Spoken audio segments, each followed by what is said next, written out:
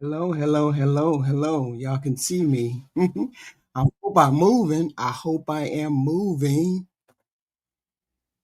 Hello, we have that subject that people don't like to talk about much for the day. Everybody is used to the thumbnail. The thumbnail poses the question.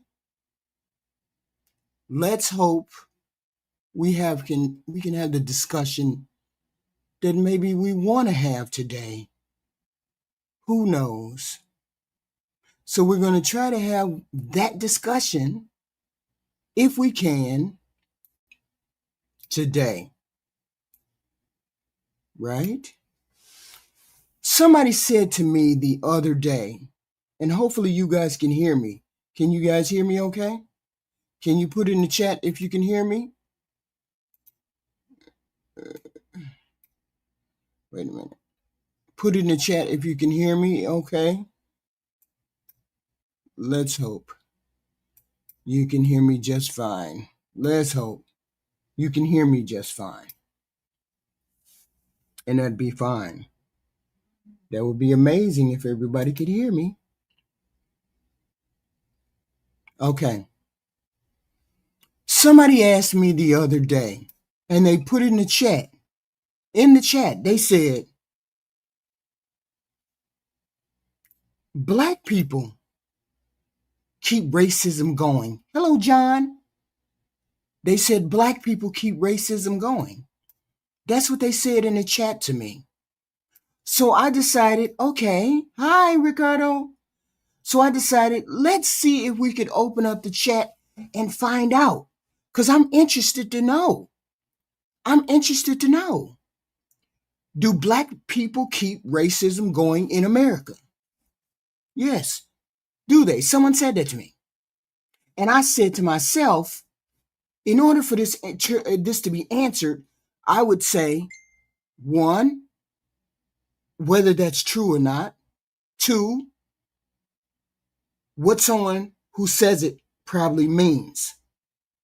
So I wanted to know what people meant. This person said it right before I got offline. Hey, Ricardo. Right before I got offline, this person said this. They said, you Black people keep racism going.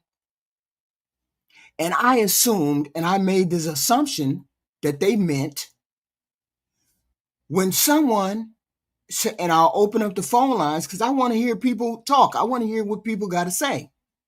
What you got to say to this? When someone says Black people keep racism going, they usually blame Black people for reminding the country about race, protesting, pointing out discrimination, or insisting on race-specific remedies. And they interpret those actions as keeping race alive or escalating the conflict. That framing treats race and resistance as the cause rather than a response to the real harms. It's a form of victim blaming. It shifts responsibility away from the systems and actors that created and enforced racial inequality. But I don't know. I don't know. And that's why I wanted to open up the phone line, because I wanted to hear, what does that mean?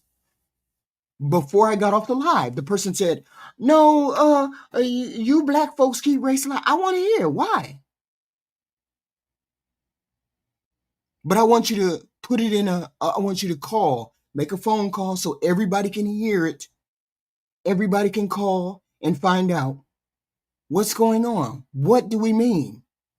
Because Charlie Kirk said race didn't matter anymore. They said race didn't matter anymore. Okay. But do people actually understand why it does matter to a certain extent? Do you read the chat? Yeah, I read the chat. But I'm not going to read a question. Please hit the like button, super chat. If you want a specific serious question, please super chat the answer. That's $2, $5, whatever. right?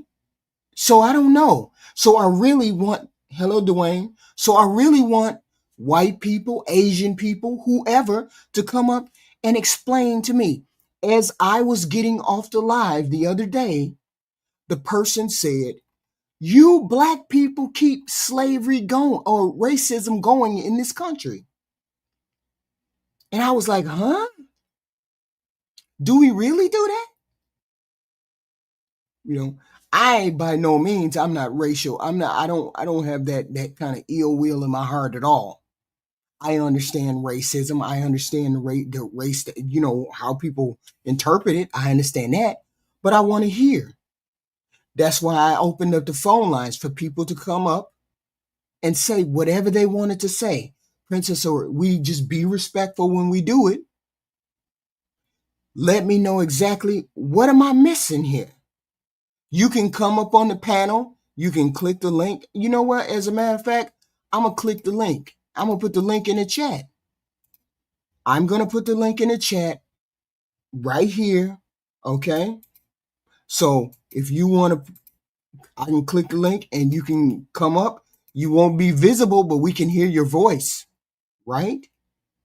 And you'll be able to explain that way. Hello, Princess. Okay, you can come up and explain, and there's no judgment. I'm not cussing anybody out. I'm not calling anybody names. I'm not any of those things. I just want to hear, because I was shocked when the person said, "You guys keep it going." I was shocked because I was like, "Really? Do we as black people we keep it? Why do we keep going?" But I understand what racism is, and I understand. And then I was reading about the things that Charlie Kirk said. He said, civil rights should never have happened. Well, what do you mean by civil rights should never have happened? Civil rights is civil rights is the ending of segregation. It ended the segregation, separate water fountains, separate bathrooms. It ended all of that. This is the phone number for this. This is the phone number for this particular broadcast. This is just a regular business phone. Anybody can call this phone. Okay, anybody can call this phone. Hey, A Dirt. Okay, anybody can call this phone and then ask the question. Answer the question. Get a question answered. I can smell your bullshit through the phone. Good. I mean, you must be having some superpowers, bro. Your superpowers must be hella out of there, for real, for you to smell bullshit through the phone. I can smell your bullshit through the phone. Hello, Nick. Hello, Nick. Sit back and listen, or delete or depart, or however you need to do it, sir. Right? But this is people who want to actually have a conversation instead of being guilt tripped into it or angry into it. I don't know who the fuck y'all are. Y'all don't know who I am. We just having a conversation of grown adults. People who want to have a conversation. If you don't want to have a conversation, you don't have to. Hey, Bear.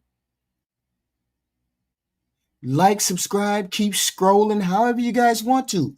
I just want somebody to have a conversation. You can click the link if you want to. Say 2 or 3 minutes, and then you just done with the 2 or 3 minutes. And say what you want. This is just you say what you want to say, and then you can hop off. You ain't got to live on the phone. You don't have to live on here. But my thing is this. The person said to me when I was about to jump off, she said, black people keep it going. And I said, you have to understand the context of race relations. If you didn't know the context of race relations, it would just be like, okay, I wasn't born in that time, so I don't know. If you ain't born in that time, you weren't born in that, then you have no idea what racism was like. And most people don't know what racism is like, except people who know the difference between now and then. Sort of like me, people my age. know the difference between now and then. People as young as Charlie Kirk didn't know the difference between now and then. Did they know the full context of Jim Crow laws? Okay. Because did you know the full context of those? We don't know. Did you want to know the full context of those? This is why I opened up the phone lines. I didn't hear you. Shut the fuck up. Cap cut clips from kids. Are you talking to me, Cap cut? Are you talking to me? Because we want a mature conversation. We don't want child's play in here. And we don't want childish people in here. If you're going to be childish, there's plenty of childish programs that you can find on here. But you got to at least be under 18. I'm assuming that you're under 18 because only a child will walk into a room and say this. That makes no sense. Okay? That makes no sense. And you don't bother me one lick. Fuck me, fuck me, fuck me. Yeah, no, nobody wants to do that. Nobody wants to do that. You're probably ugly. Did you think so? You think the Jews killed? You think they did? We never know until we get the final reports. But then again, I don't trust what these people have to say. I don't trust the government. I gave up on trusting the government. I gave up on them when they decided they were going to lie to us poor people. When they decided they were going to lie to us poor people, I gave up on the government. Specifically, this government. Specifically, when they decided they were going to hide the Epstein files. I gave up on this particular government when they decided they were going to hide the Epstein files. Okay? And we're still demanding the Epstein files. So we never know what these people have done. Okay? We never know. And so we open up the conversation for anything people want to talk about race related. Nobody had a problem. Nobody had a problem with Charlie talking about race. Nobody had a problem with him talking about race. Nobody had a problem standing behind Charlie and talking about race. Now nobody wants to stand behind Charlie and talk about race. I'm not going to cuss you out. I just want to hear the point of view. Do we just continue to keep race up? Do we just continue to keep go on and on like we're doing? Unless we want to face it, unless we want to clear it up, unless we want to get rid of it? Because it's not going to go away unless you all face it or talk about it or whatever. And I believe the person who told me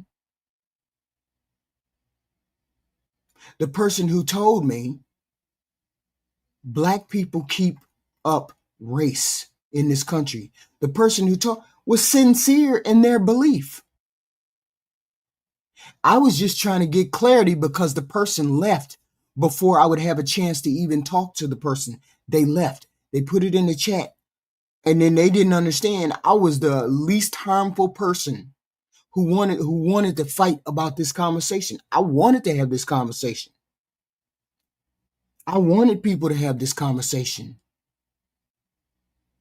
I wanted people to be able to express themselves and say exactly what is going on, except I didn't need to say it the way Cap Cut seems to express himself. I can't deal with children, right? I have to deal with adult conversation. Adult conversation, not childlike conversation. And you know what, Straight Jacket? I also thought it was a professional hit. I don't know why, but I thought it was a professional hit when it first happened. Because that boy would not have gotten caught. He would not have gotten caught if he would not have told his parents. If he would not have told anybody, he would not have gotten caught. He would have got away with Charlie. He could have cleaned up a lot of stuff.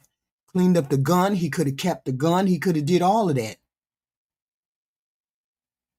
How stupid was it for him to drop the gun in the woods or whatever he did with the gun? I don't know what he did with the gun. Why did he drop it in the woods? Okay. Why did he have such an aversion to Charlie? Why was he angry with Charlie? Okay. I see you get it to work. Yeah, I got to work, I think. Thank you, Sale. Thank you. Thank you, Sale. Cap cut. That's ridiculous. Stop. We're having a conversation, adult conversation. I want the question answered. I want people to come up. Thank you, Sale. Thank you. I want people to come up, and then I want the conversation with you guys. This is not a hostile environment. This is a neutral environment. This is a very neutral environment. We want people to feel free to express whatever they need to express. As I said, this person pushed this question or posed this question to me right before I got off the live last night, and I wanted an answer from someone. And I have the phone lines open, and I have the panel link open for anybody who wants to come up or anybody who wants to call and say, hey, this is what I think. Okay. This is what I think. And I can only surmise why. I can only think of why. Far left, Antifa killed Trump. Trump is not dead, son of Cole. What do you mean? Trump is not dead. Unless he died in the last half an hour, Trump is not dead. What are you talking about? Wait a minute. Did I miss some news or something? What? Come on. He's not dead. So give a call, Soul of Cool. Soul of Cool. Okay. Try to kill autocorrect. Try to kill autocorrect. I don't know exactly what that means. Try to kill autocorrect. What exactly? Okay. Explain it if you can. Charlie was Soul of Cool. Can you read? I did say Soul of Cool. That's what you got up there, right? Soul of Cool. I read just fine. I've been reading since I was 3 years old. I can read just fine. And English is my first language. Is it yours? Okay. So Trump is not. So get glasses. Don't you see I have glasses on? I don't know how you pronounce that. Okay. Only I know that if you tell me. The fuck? And don't you see me with glasses on, dingbat? So my whole thing is this. CapCut. Son. Suck your ping. I'm gonna, okay.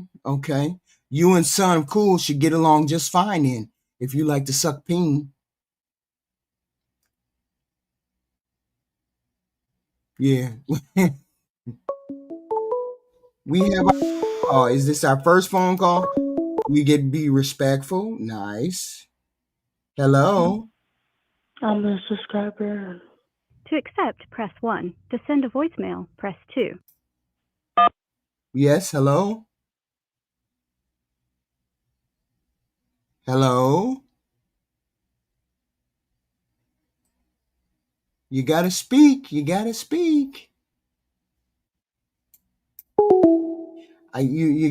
call back. I'm sorry. You gotta call back. I'm sorry.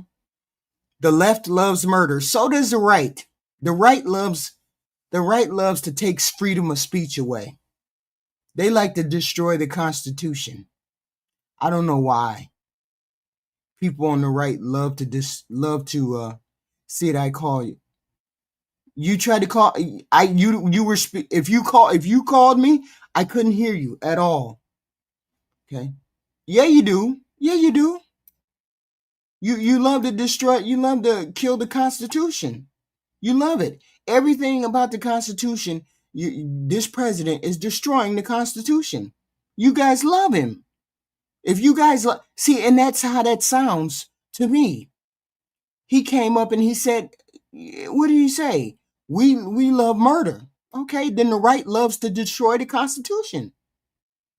First Amendment rights, that's amazing. What they're trying to do with the First Amendment rights. If they don't like what you say, you guys were fine with what Charlie was saying. You guys were fine with what Charlie was saying. Now other people are talking, so you don't like you don't like what they say. So now you want to cancel those people. What? Call from. To accept, press 1. To send a voicemail, press 2. Hello? Hello? You got to speak. Call from. Hello? To accept, press 1. Okay. Yes, canceling people is your First Amendment. That's why I said. I said the people on the right love to just cancel the amendments of the Constitution. They like to destroy those. You want to get rid of number one. Number one is freedom of speech. Number two is the gun laws. You don't care about the gun laws. You don't care whether children get broke off or not. So you don't care about that. 5, 14, 16. You don't care about there. Yeah, I know. So you're canceling free speech. So you guys don't care about the Constitution? Not at all. And Llamada en tiempo real. To accept, press 1. To send a voicemail. hello? Hello? Yes, hello? Hello. Hey, Hi. Hey, And are you? fine, thanks. Hello? Hi, hello? Oh, hold on. I think I got two. Wait a minute, hold on. We can only have one at a time. Hello? Something is going on. What's going on? Okay. Wait a minute. Call back. Whoever it was, call back. Cause you were fuzzy, and then I really didn't hear you, and I thought you were joking. I'm sorry. Call back, whoever you were. Call back, whoever you were. I thought you were joking because I didn't hear you really well. Please call back. I got it now. We got it now. Okay. No, you guys can't. I heard that you canceled Jimmy Kimmel. I woke up to that today. Why would you cancel him? He didn't say anything other than what Charlie said. You guys didn't want to cancel Charlie. So if you didn't want to cancel Charlie, you shouldn't. Okay. Hello? Hello? To accept, press 1. To send a voicemail, press 2.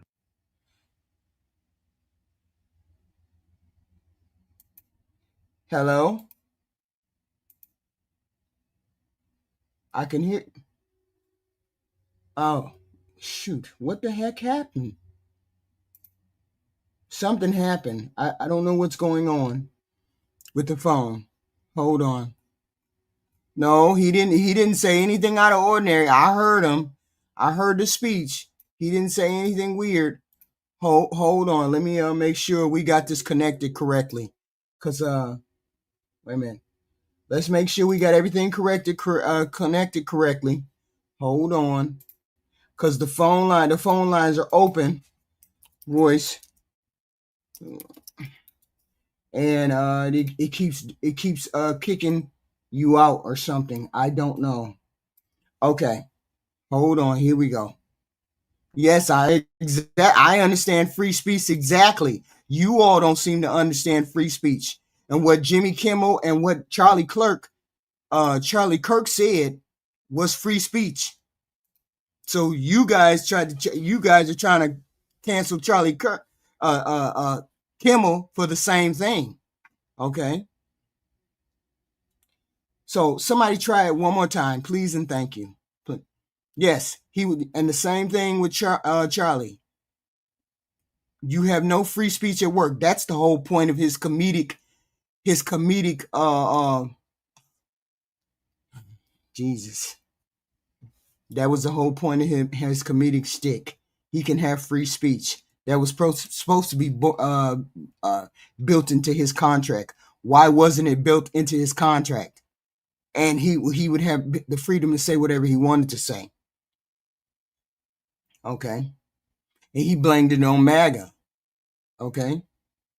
Sure did. But the whole point is he has the right to say that, but you don't have the right to get him fired for saying that. You didn't have the right to get him. This call is being recorded. To accept, press 1. To send a voicemail, press 2. Okay, can I hear you? Can you hear me now? Yes.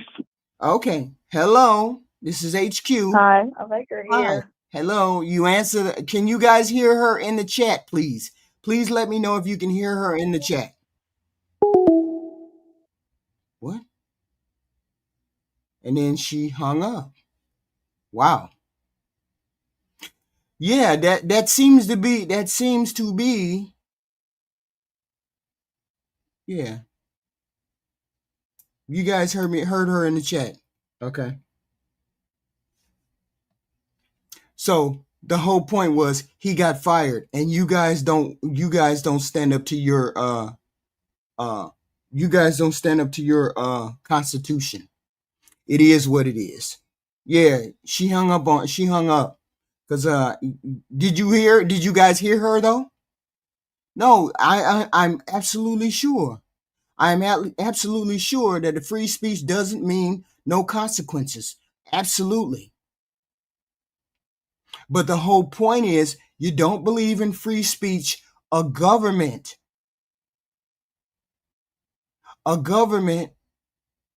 censoring.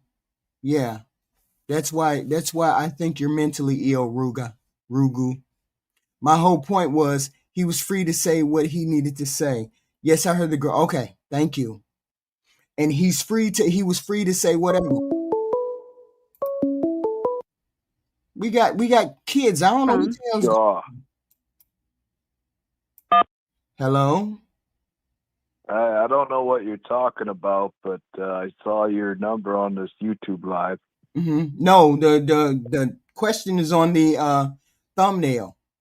Before I got off the live yesterday, someone said black people keep racism going in America, and I encourage people to call in today and explain to me exactly what that person meant. Okay. Oh, well, that's simple. Yeah, black people keep talking about race and that keep perpetuating the consideration of it. It keeps it on people's minds, and then it keeps on repeating itself. Right. So why do you think? But why would they? They say it keeps it going in America. It shouldn't keep going, or we shouldn't be reminded of. We should just forget about race. Is that what you're saying? Well, just make it not the head point of conversation and talk about it less. It goes away. Do you understand why people? Do you understand why people or black people feel like it won't ever go away? Well, there's somebody's cursed with everything. You know, so there's some curse for every single person. And if you focus on that, that doesn't help spiritual growth. That doesn't help livelihood. It just anybody can be angry. They can stew on their hatred, bring it out. That's nothing exclusive to black people. I mean, I'll try. Can I explain it in a couple sentences? I think this is why. Sure. Just for example, I'm going to give you an analogy and just picture it. You know how when you go through a fence and you live on a farm and you open up the fence and you let the cows or you let the bulls through, you open the fence really wide and you let them through and they're free to go through that fence, right? Yeah. Black people feel like you only open one gate for them. And if you Well, only open and if you only open one gate for them, and you understand that there's only one gate, why is it that white people won't open up the other gate? well, I mean, this is America, and we're human. You got to open the gate yourself. You make your own opportunity. You No, want if to it's stop built at in where everybody else is. if it's built into the system, how do we open the gate? How would it be built into the system? Screw the system. You don't need a system. You're So America is about your own liberty. so do you understand that they used to have Jim Crow laws, and they used to have that kind of thing? Not used to. I'm sorry, Right. not used to. So I'm saying Yeah. some of those Safety laws. things, yeah, some of those like policing, or we have the people. You are old enough to understand that if sometimes when a white person does something and then a black person does something for the same crime, the black person gets sentenced more harshly. You've been around long enough to understand that. So those kind of things are still in place. Those But I've also seen black people that maintain their silence, and they don't get as harsh of a punishment, and they pay for their own lawyer. They don't get as harsh of a punishment. Mhm, Like me, when I got into a jam, I didn't go with a public defender. I took out a loan to afford a lawyer. mhm, I didn't have money, but I made money because I knew that was the way out. mhm. It's not, if you look at race and that's it, you think that's the problem and it's a done deal, but it's deeper than that. You gotta look past race because there's no solution in race. You have to keep looking for how to fix things, not Right. just stop at race. So why is it that everybody is so angry? So why is it that when Charlie passed away and he was shot and Charlie passed away, why did the HBCUs get threatened?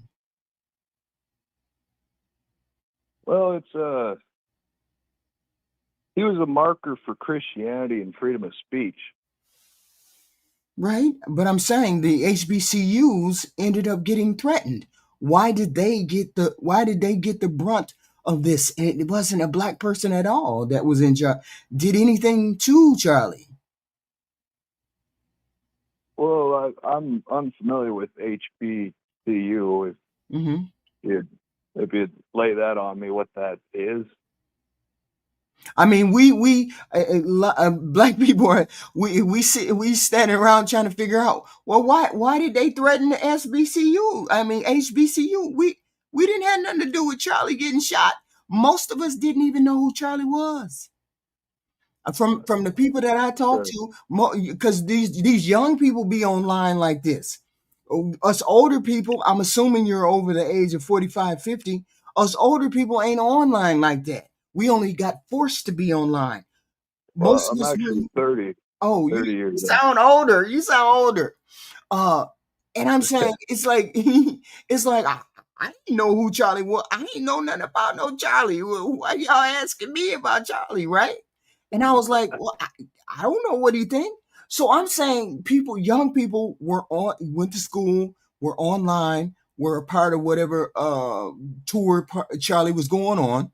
So I get that they would know, but it's the older people that don't have any idea. So I turned around and I was like, well, why would you threaten the HBCUs? And we didn't know no Charlie. I didn't know Charlie Well, or could you know you inform me quick of what the HBCU is? Like, give me a quick that's the background. college. It's the college, the historically black colleges of the United States.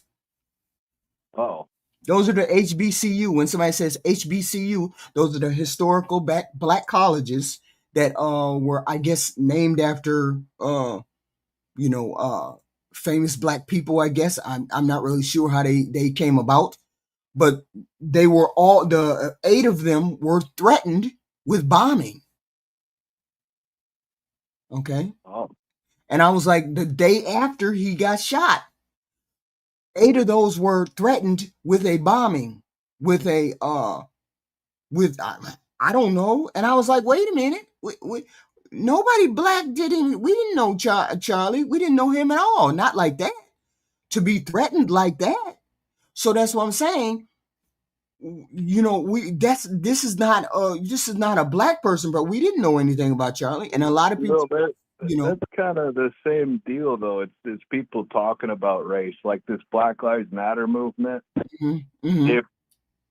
If you make this big staple of Black Lives Matter, and then people just take it and run with it and start rioting and burning down buildings, that just makes black people look worse. Right. And I was hoping that wasn't the case. That was hoping none of that happened. But now you guys got a problem. You guys are having a war of your own now, because Charlie was one of you guys. Now there's a problem on you. You guys are fighting. Christian and regular secular people, they're out here fighting. That's my understanding, is that now it's a fight like that on the left. I've never really seen as black versus white ever, really. There's people that have hate in their heart, and they look for whatever reason to exemplify that. They push that on other people. Like they don't hate you for the color of your skin. They're angry, and you're less like them, so they dislike you, right? Because they're just angry, and that's I tell people, as it is. And I tell people the same thing. I'm like, we don't hate white people. We don't. We just know that there are systems in place that those gates are closed, or they're halfway closed, and then we get angry with the people who recognize that the gate is halfway closed, but they don't try to open the gate up, all the way up. So if you're not really familiar with systematic racism, you would know what I was talking about. I was trying to give an analogy where you could sort of picture in your mind what I was saying, right? And that's how we feel. Half the gate is open, but the other half is closed.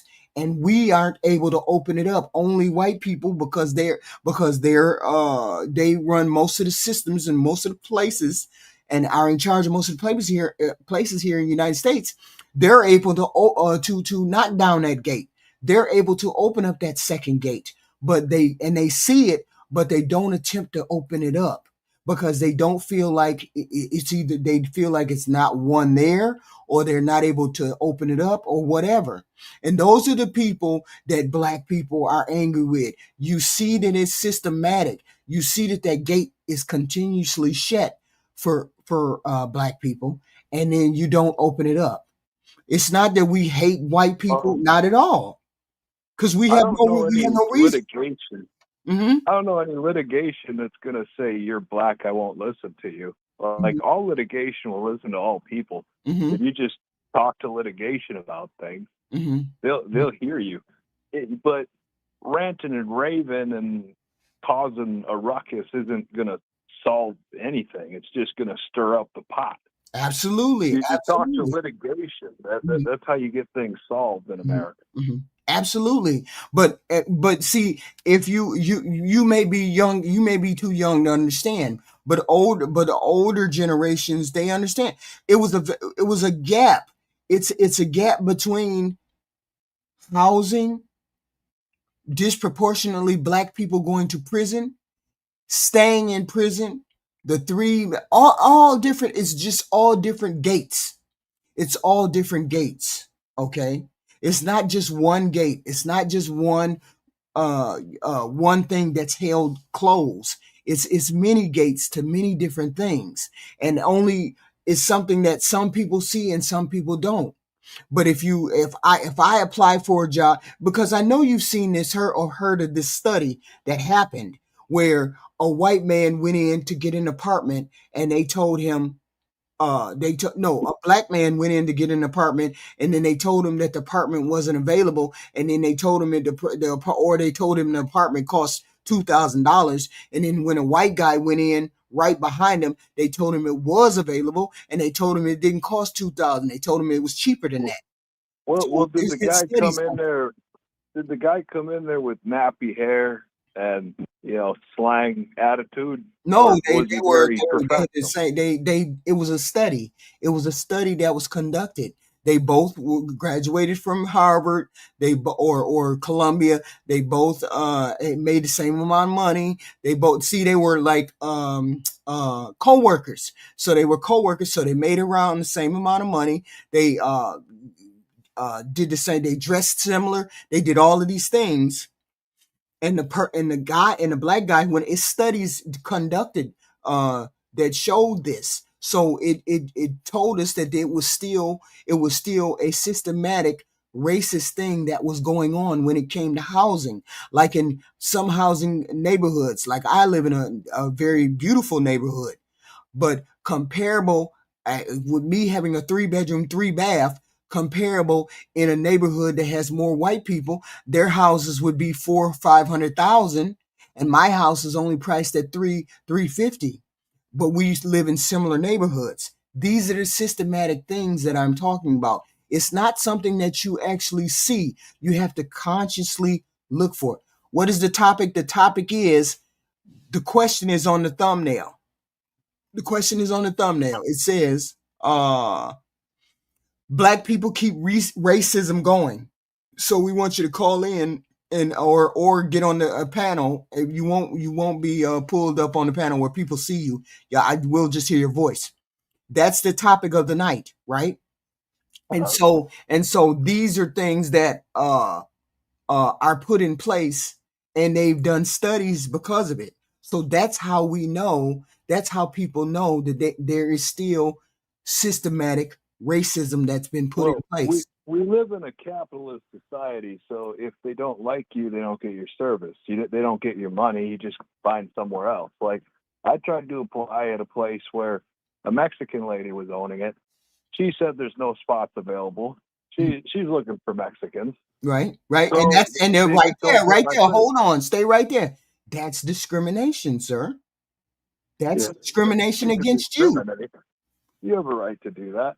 And they just lose Oh your no, business. that's illegal. That's illegal. They lose money for making that choice, and that's their choice. You just find a different spot to live. But I'm saying to you that that's illegal. If you specifically know that, like if you went in and she said, no, you can't get the apartment, and then a person came right behind you who was Mexican, who had the same stuff as you, same background, same money, same income as you, walked in and she said, yes, I'm going to give you the apartment. That's discrimination against you, sir, and you're a white guy who's being discriminated against. I'm saying that happens to black people all the time. Well, they just miss out on the money I could have gave them. That's fine with me. But I'm saying we have to admit that's a form of discrimination, right or wrong. That's nothing right or wrong about it. It's just people make their choices and they reap the rewards or suffer the consequences. Mm-hmm. And I'm saying to you, it's just not the housing that people. It's just not housing that happens in. It happens in jobs. It happens in prison sentences. It happens in many different forms when that happens. So if that happens in different platforms, that's a discrimination against a certain person, a certain demographic. And I'm saying, my own job. I'm an entrepreneur. I make speaker systems for people. I make more money than I would at a 9-to-5. Right. I just paved my own path. Right. And so I'm saying when people say, well, we don't understand why race is, it's not that black people don't like white people. It's not. We don't have any ill will whatsoever. There's bad people on both sides. There's bad people everywhere. But I'm saying the bulk of us are decent Christian, blah, blah, the whole nine, right? So my thing is this. When you see that kind of discrimination happens, we're upset as a people that if you see it, you don't call it out and say, hey, we're not going to tolerate this discrimination. We're going to be equal across the board. And we just want it to be equal across the board. We don't want to bring it up every 5 minutes, but it's a continuous thing. That gate is always locked to us. That one half of the opening is locked to us. Well, here's my question to you: are you left-winged or right-winged? No, I'm down the middle, independent.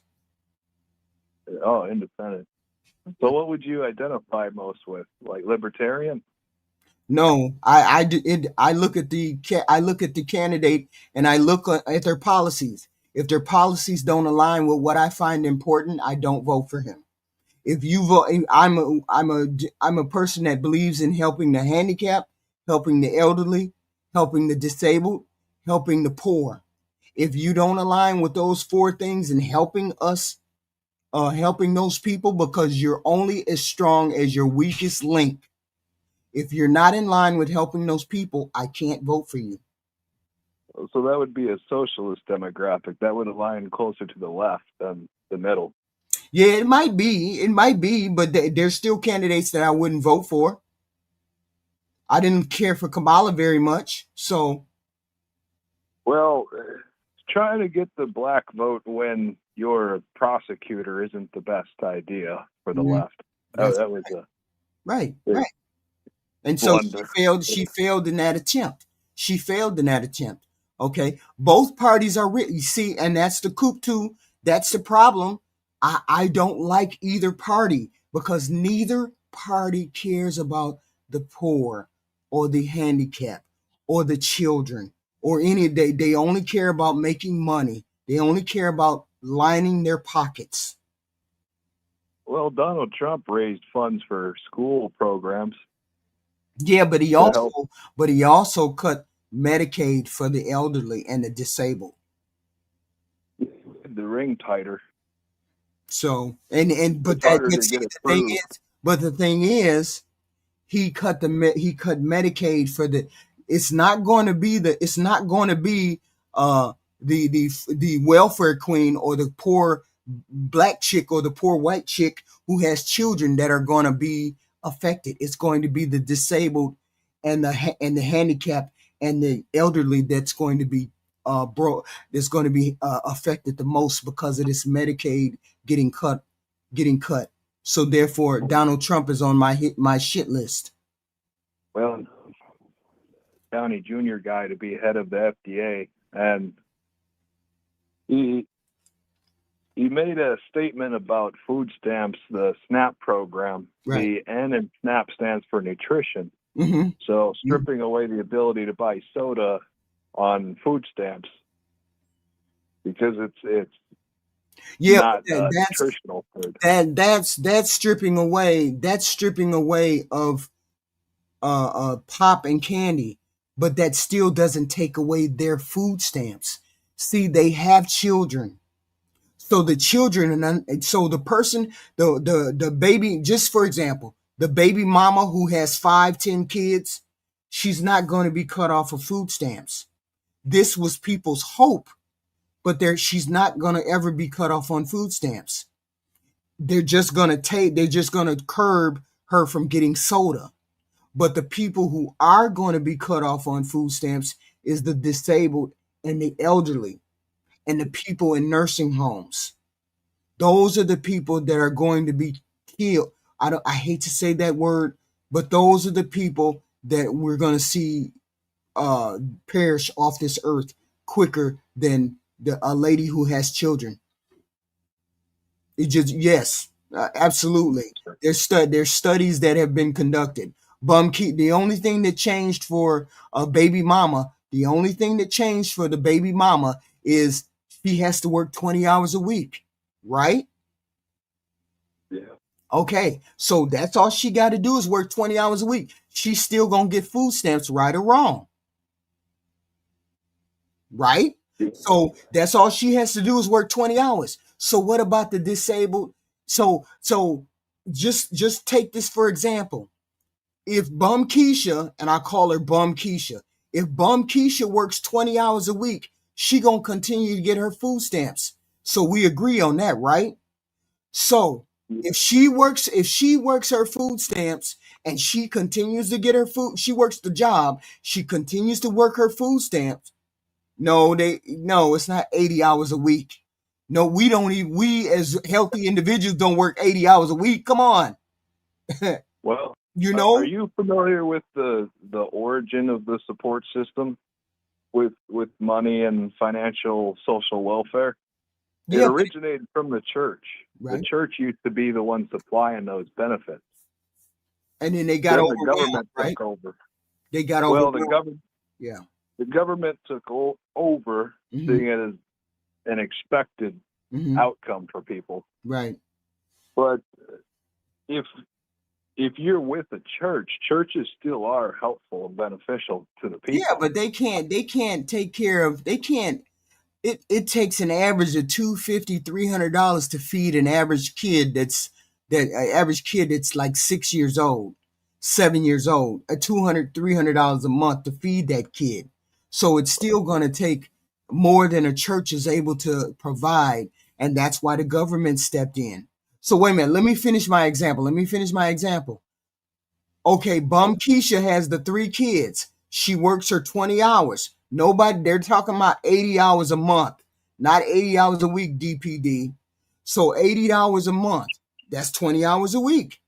Okay, she's going to do that. They already cut X, Y, and Z from the budget. So if the baby mama who got 3 kids is going to get her food stamps, who is going to get cut off the food stamps? What's the next person that's going to get cut off the food stamps? That only leaves the disabled, the elderly, the handicapped. That only leaves those people that are on food stamps. Right or wrong, I need a confirmation from you. Am I Well, speaking the if truth? you're financially eligible, you can apply for food stamps. But if you're above that 135% poverty in that, Mm-hmm. what food stamps qualification is? Mm-hmm. I think it's like 100. I think that's it. Almost close. And Either elderly, you make that, or you have enough money that you can afford food. but you don't. But elderly and handicapped can't work.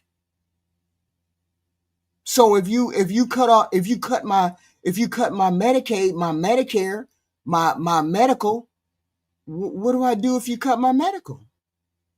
Because Bum Keisha, the baby mama, they're gonna cover the children. They're gonna cover the children. You know how they cut. You know how they cancel the elderly's Medicaid medical. They're gonna cancel the elderly's medical by making them pay for their own medicine instead of putting a cap on their medicines. They're gonna have to pay for those medicines now. Instead of being able to go into a nursing home, they won't be able to afford the nursing home. And then they're like there's hospitals. I There's hospitals around. personally Hmm? would not understand why you would want to ever live in a nursing home. That doesn't seem like a good life. Yeah, but you don't have any family. Where would you go? Hopefully, I take care of myself until the day I die. Yeah, but there's people that could never take care of themselves. There's elderly people that cripple, mentally gone, handicapped. What do? They Wow. this is who is going to be affected by. Family or church. They don't have Family any or church. family. They don't have any family. And then the churches are overwhelmed. And then now we got homeless people. We got homeless vets. Oh, I forgot about that demographic. The veterans. I forgot about that since Trump fired the veterans out of the government.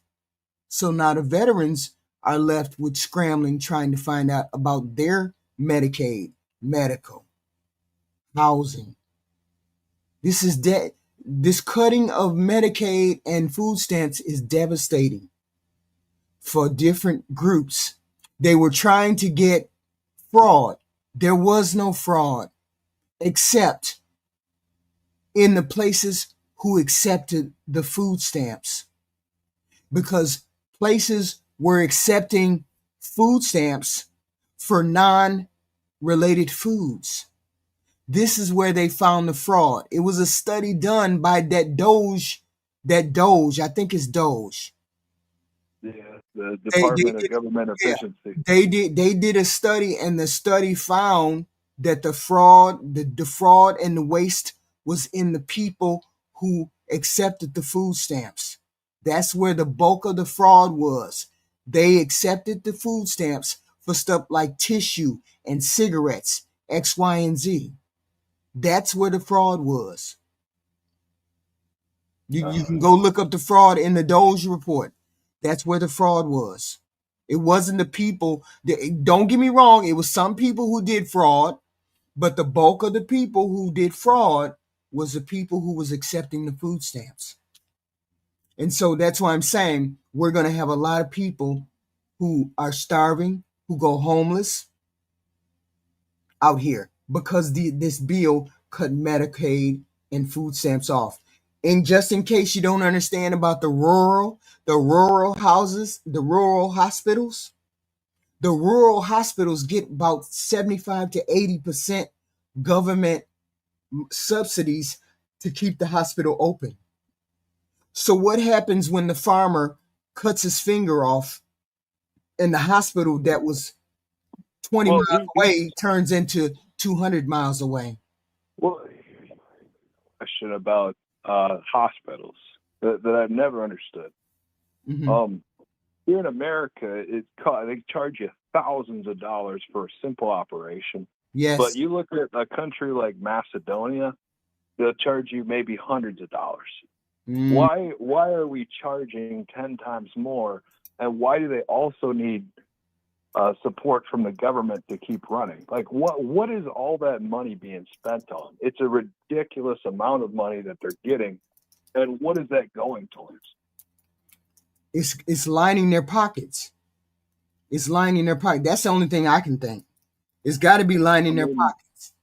If they lose government support, that doesn't seem like too terrible of a catch then. I mean, they don't need to be making that much money for helping people. There's a high overhead for hospital. They got to keep the lights on. They got to have oxygen, backup power. They have a high overhead for hospitals. Okay, technology, all of that. Okay, staffing, specialists, uninsured patients got to be covered. It's a lot of things that got to be covered in the hospital, and I get it that they're overcharging. Okay, and the billing. Oh, I forgot about that. The billing, the billing sometimes places overbill. They overbilled the government, and that was a part of the waste and the fraud. But the waste and the fraud was not Bum Keisha being on food stamps with her 2 kids. It wasn't them that was committing the fraud. It was the places that billed public aid and billed. Well, that is a very solid point to bring up to people. If you contact your local governor about that and bring up those points to them, and this is why I personally had a problem with them cutting the Medicaid and I was like, why are you punishing the people when it's the people that bill you? You need to do something between them billing you, the practice or the hospitals billing you $20,000 for an operation that only costs $5,000. You need to be investigating that as the government. Instead of saying that's the big red herring that needs to be looked at. Right. This is what I'm saying. I'm saying the Doge investigation found that out. That's what was happening. I gotta tell you, it's 10 o'clock. I gotta get to work here. Oh, okay. It's been great talking with you. Thank you. I've had a lot of fun. Thank you. Please call back. And subscribe and just for other content, because I like to pose questions at night, and then I want people to call in and talk. Right. So have a good night. Have a good night. You too. Bye. So that was a conversation that we had to get out. That was a good conversation. Then they let all your information. Yeah. These people are killing us poor folks. They only pay what they want in the hospitals and private. Yeah, the Medicaid and Medicare pass that on to the government. They pass it on to the government. So I'm saying I was trying to get, we were trying to get into conversation where why is it that people think black people keep racism going when that's not the case? We don't keep it going like that. We understand that there's systematic issues with race. I understand that completely. Medicaid, Medicare, and people say, well, they lazy person got to get off that welfare. They got to get. It's not a matter of them being on welfare and being lazy. It's the places that build the government that cost the government a lot of money. Okay, it's they build the government a lot of money, and they're not even really getting or doing those kind of services. But it is what it is, right? So we got to deal with what we got to deal with. So the phone lines are open for people, somebody who wants to call and then answer the question. Black people keep racism going. Why? We haven't had sufficient people to answer that question. Why haven't I had sufficient people to answer that particular question? Why? Because I'm not sure that we even have that issue. Okay? But apparently white folks thinks that's an issue, right? They think it's an issue. But why do you think it's an issue? Why do you think there's a problem with us mentioning race? Okay. We're not sitting here saying victim this and victim that. That's not what people are saying. That's not what people are doing. Okay. Most people are not doing that. Most people understand. Most people get it. And we're not angry with anybody. Okay. We just want that gate. That gate, private insurance. It's got the cost. Yes, private insurance. So why not make a public option? Why not have a public option? If private insurance raises the insurance for everybody, why not make sure that everybody has a public option, and then it won't cost so much? If everybody has the public option, but everybody is so worried about socialism, we already have socialism. We already have that. So if we already have that, why is it an issue if we already have it? And most people know we already have it. If they just think about it, if you think about it, you know we've already had socialism. Okay? So I'm saying somebody come up and tell me, why is it that you feel that we shouldn't talk about race? What's wrong with mentioning race? And I explained it. I'll explain it again. Just like you letting the gate open, the gates are open. 2 gates. You open the gate, and then people can come into that one gate, or animals can come through that gate. But you still have another gate. So you have 2 gates. Open up both gates, and then everybody is able to get the full benefits of the USA. But USA has 1 gate open and 1 gate closed for black people. This is what we feel. Like there's 1 gate open and 1 gate is closed. We feel like white people don't want to open the other gate open. You don't want to open the other gate. So therefore, that's why you have the pushback with black people. Because as though you don't want to open up the other gate so we can come in. And it's not a matter of bringing up race. It's just nobody wants to address that other gate. So if you don't address the other gate, why are you mad at me when I mention the other gate? That's all. We just mentioned the other gate.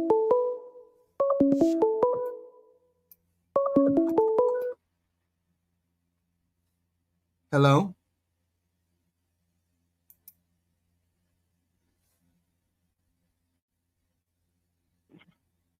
Hello? To accept, press 1. To send a voicemail, press 2.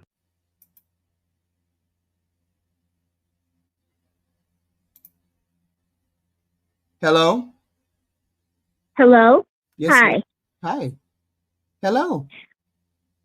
I wanted to make a comment Yeah. about Doge. Okay, go ahead.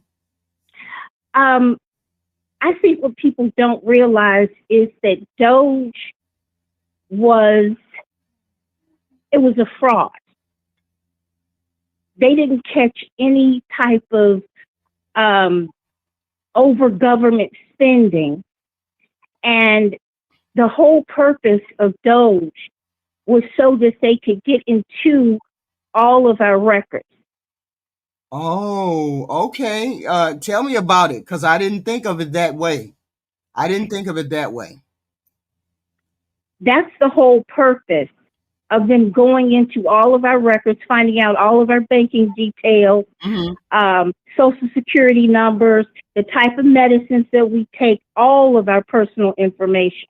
They were allowed to take information that most people who can afford it, they pay to have their identity, kept private. Right. But they were able to just go in and take what they wanted. And it was used as a guise to have people believe, oh, well, they're going in to trim the fat, to help the government from overspending and to catch fraud and abuse. There was no fraud and abuse. There's a company. I'm sorry, go ahead. So you're saying that it you're saying, so what did they do? What are they going to do with this information? Say we believe that. What are they going to do with this information? I'm not saying it's not true. I mean, it could be true. It's a high possibility that it's true. So, but what do you think they're trying to do with it? There's all kinds of dark forces going on here behind the scenes. I don't know if anybody's ever heard of Peter Thiel.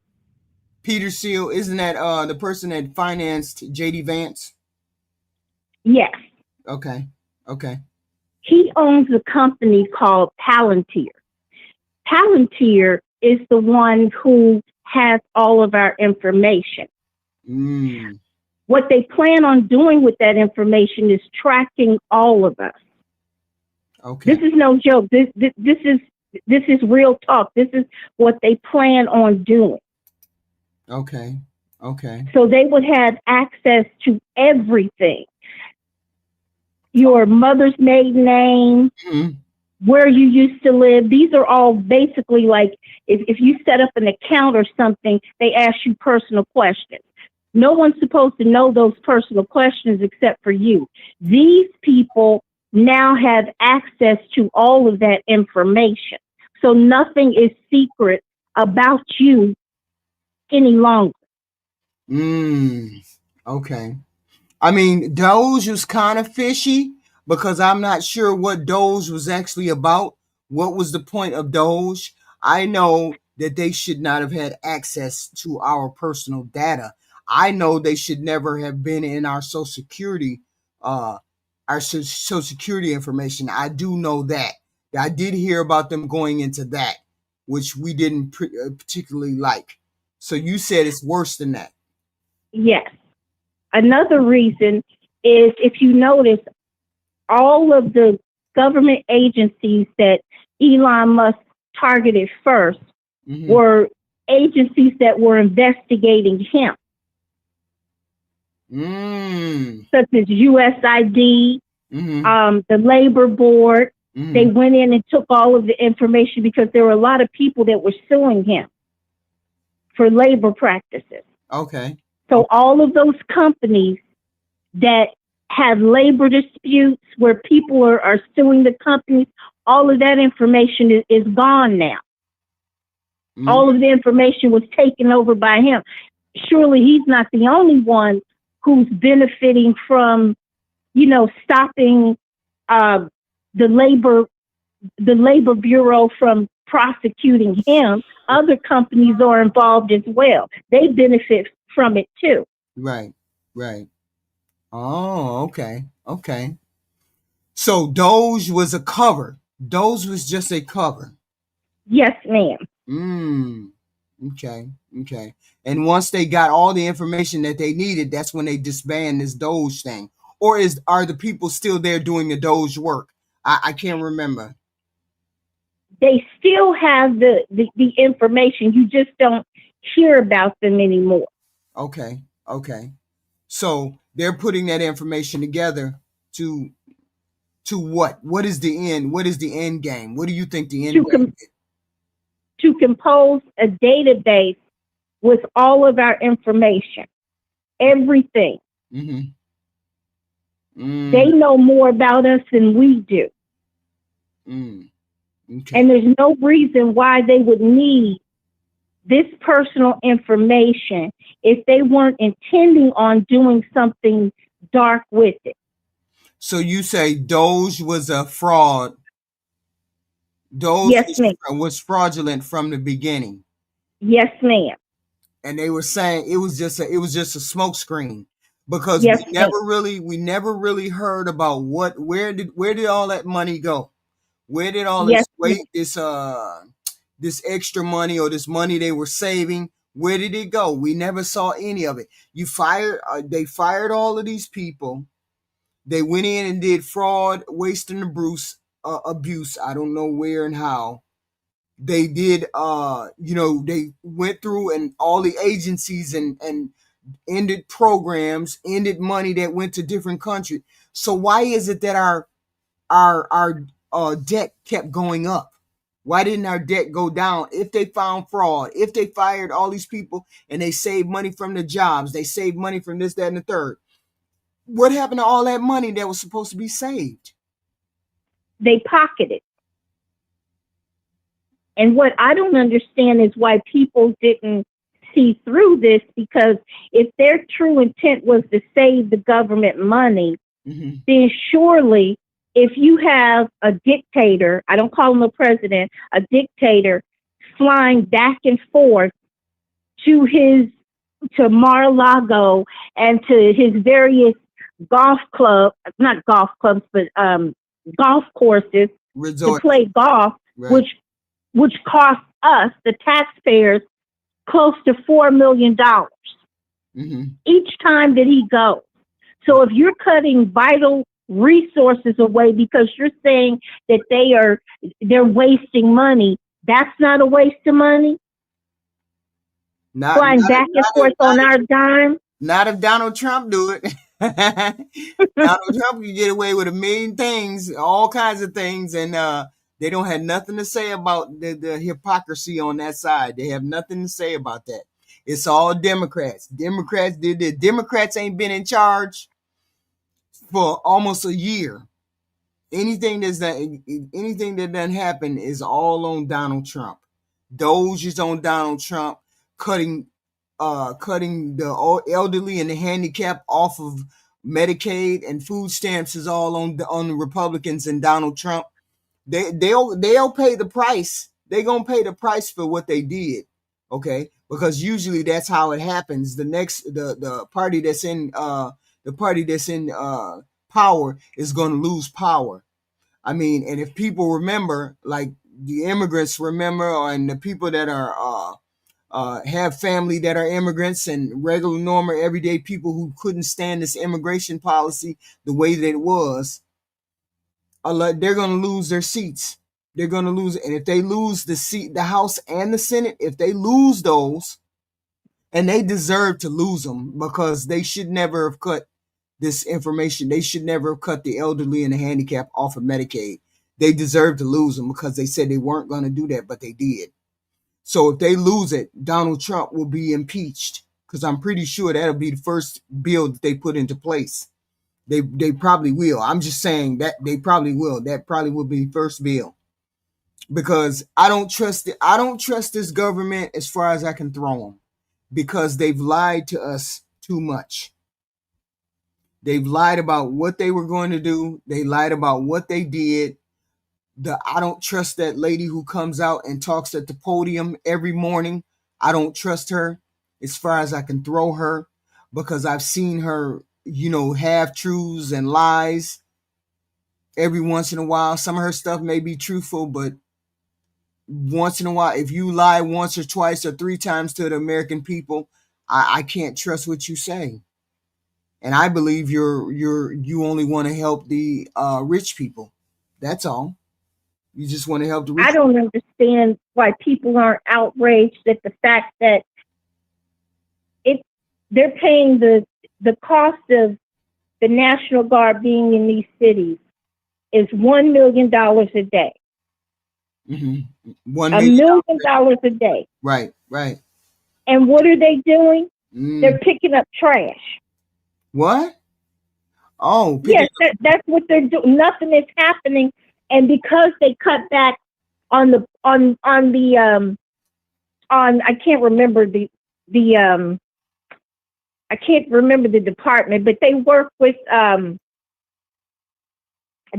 cleaning up the areas and everything. Okay. They cut those departments. Okay. No, not sanitation. It's something else. I can't remember it right now. Mm-hmm. But they cut those departments, and now they have, since the military doesn't have anything to do, they now have assigned them to pick up the trash and the dog crap. That's what they're doing. Okay. Okay. And that's causing us, the taxpayers, to pay $1 million a day. Not a month, a day. A day. To help for these people to be in the cities, for them to militarily occupy these cities. So what they're doing is they're cleaning the cities. They're not really doing any kind of work. Yes. I have to look into that, but if they are, then that's definitely a waste of taxpayer money. Definitely a waste, right? Well, exactly. I don't see the point in that. I understand the inclination for them to have for them to come in and want to run through the neighborhoods. I understand the inclination, but that is not what they're supposed to be for. The military is not supposed to police our neighborhoods. That's the issue. Right. So what did you have on the topic? This topic. You can give me an answer on this topic too. Did my explanation of racial struggle in this country did that make sense to you? I didn't catch all of it to be honest. Oh, okay.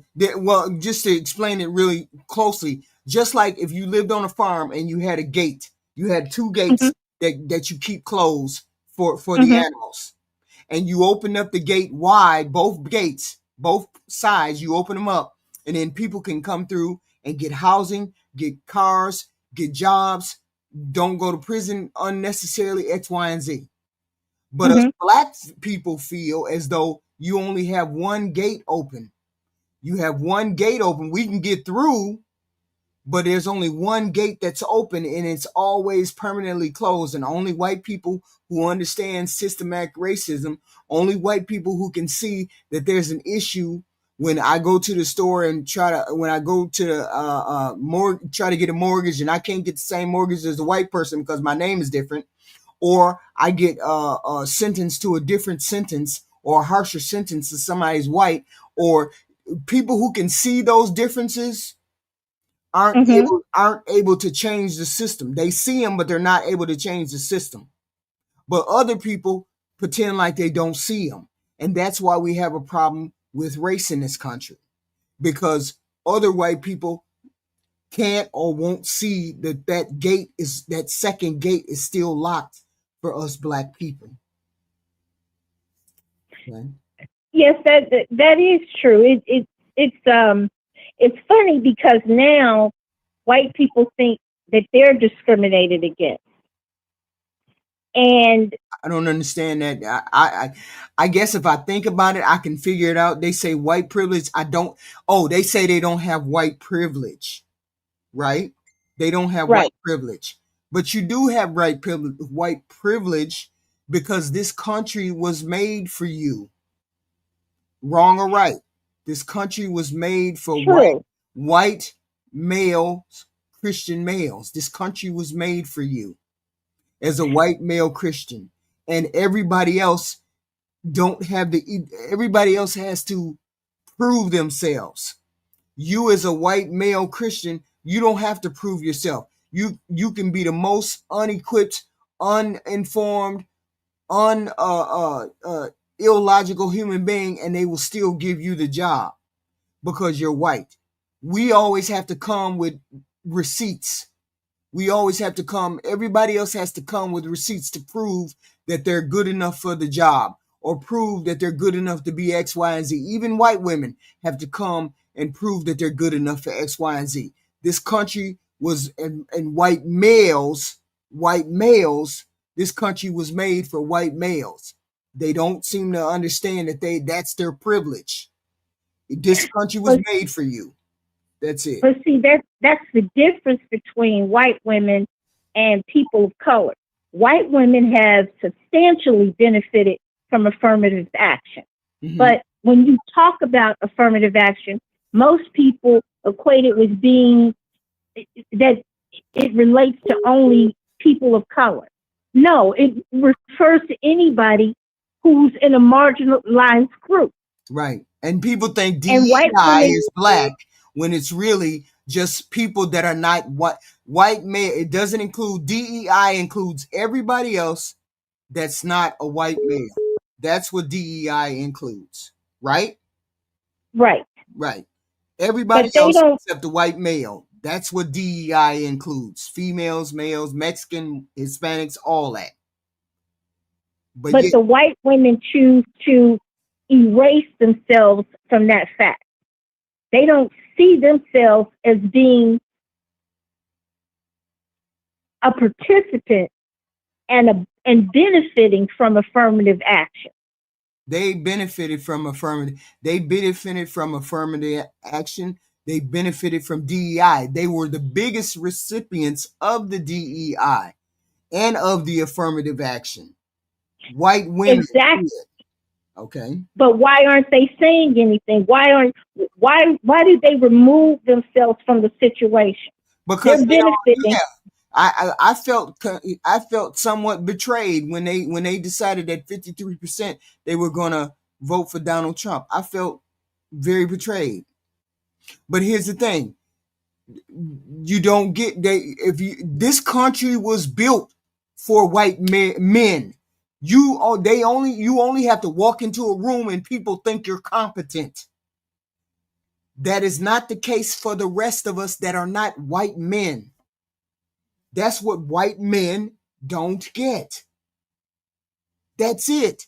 If you think of that, when you think of why do people like DEI, it's because DEI was meant for everybody else except the white male who doesn't have to prove himself. That is how this is our cabinet. Our cabinet right now, our presidential cabinet, our presidential heads of heads of Jesus, I'm tongue tied. All of those heads are white men, and none of them are competent. But nobody looks at them and say, "Man, you ain't competent enough to lead that." There's no way you think Donald Trump is competent enough to run the government. There's no way you think Cash Patel is competent to run the FBI. There's no way you think Bon Jovi is competent enough to do X, Y, and Z. Okay. That's the reason why they were chosen. This country was built for white men. White women sat at home, had babies, didn't work, couldn't open a bank account and do all that. This country was not made for women or anybody else except white men. That's what we mean by white men have white privilege. It's white men who have privilege. It's not nobody else but the white men. And nobody can dispute that fact. That's a fact. That this country was built on making the white male get ahead in this world. It just is what women didn't have no power. So this country was not built for women. And black men and immigrants and Asians were slaves. So it wasn't built for them. It was built for the white male. So he does have white privilege. There is a such thing as white privilege. I hate when people say, well, Charlie Kirk said there ain't no such thing as white privilege. Yes, it is. Yes, it is. That is what it is. I'm sorry. Go ahead. I'm talking over you. Go ahead. No, no, no, no. I hear what you're saying. They're moving us backwards instead of forward. Right. Because if you erase everything, if you erase all the progress that we made, DEI was for women, and white women move the needle. White women benefit the most. So they take DEI away, and now we all got to scrap to figure out jobs, scrap to work here and there and everywhere, because this country is still built and made for white men. Okay. So that's my whole thing. When people say Charlie said there's no white privilege. Yes, it is, because you don't need to do anything. You just walk in a room and you get a job.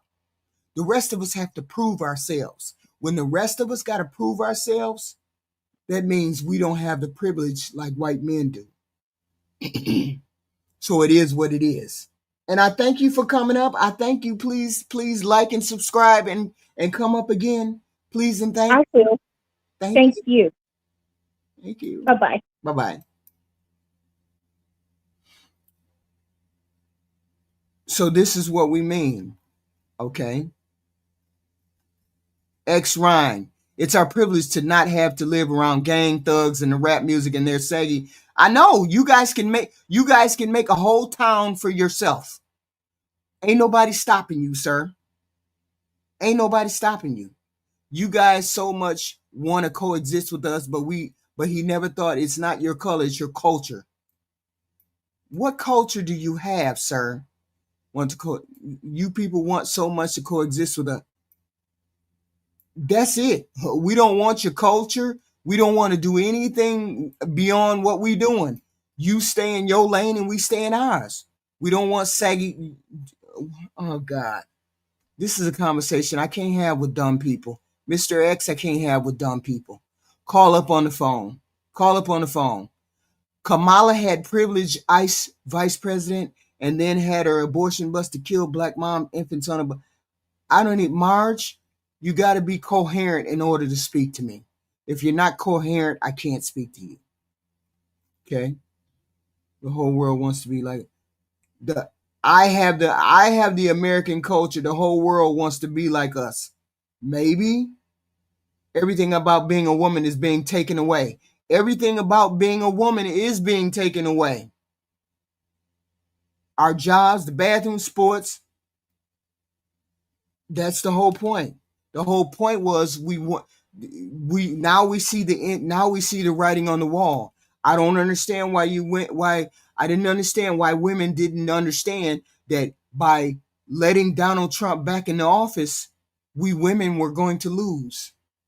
Okay? Didn't know what a woman was. Most people don't think about what a woman was. Most people don't. I haven't thought about what a woman is. I don't know what porn is either, but I know it when I see it. Just like I know I can't define what a woman is, but I know a woman when I see it.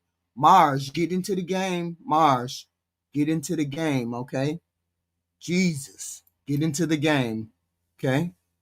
You got to get into the game. You on the slow bus, stop it, okay? So this is my thing. This world was made for white men. This country, United States, it was. That was the reason why DEI was put into place. So it would help white women, it would help black women, it would help black men, it would help Mexican men, it would help Mexican women. That's why DEI was put into place. DEI helped white women the most. I'm not racist at all. Not at all. Not at all. Not at all. I just don't tolerate people talking dumb. You have to have a conversation. I'm willing to have a conversation with anyone. Just don't spout stuff to me. Have a conversation about it. My whole I just told you, I couldn't, if you put me on the spot, I couldn't explain what a woman is. I know it.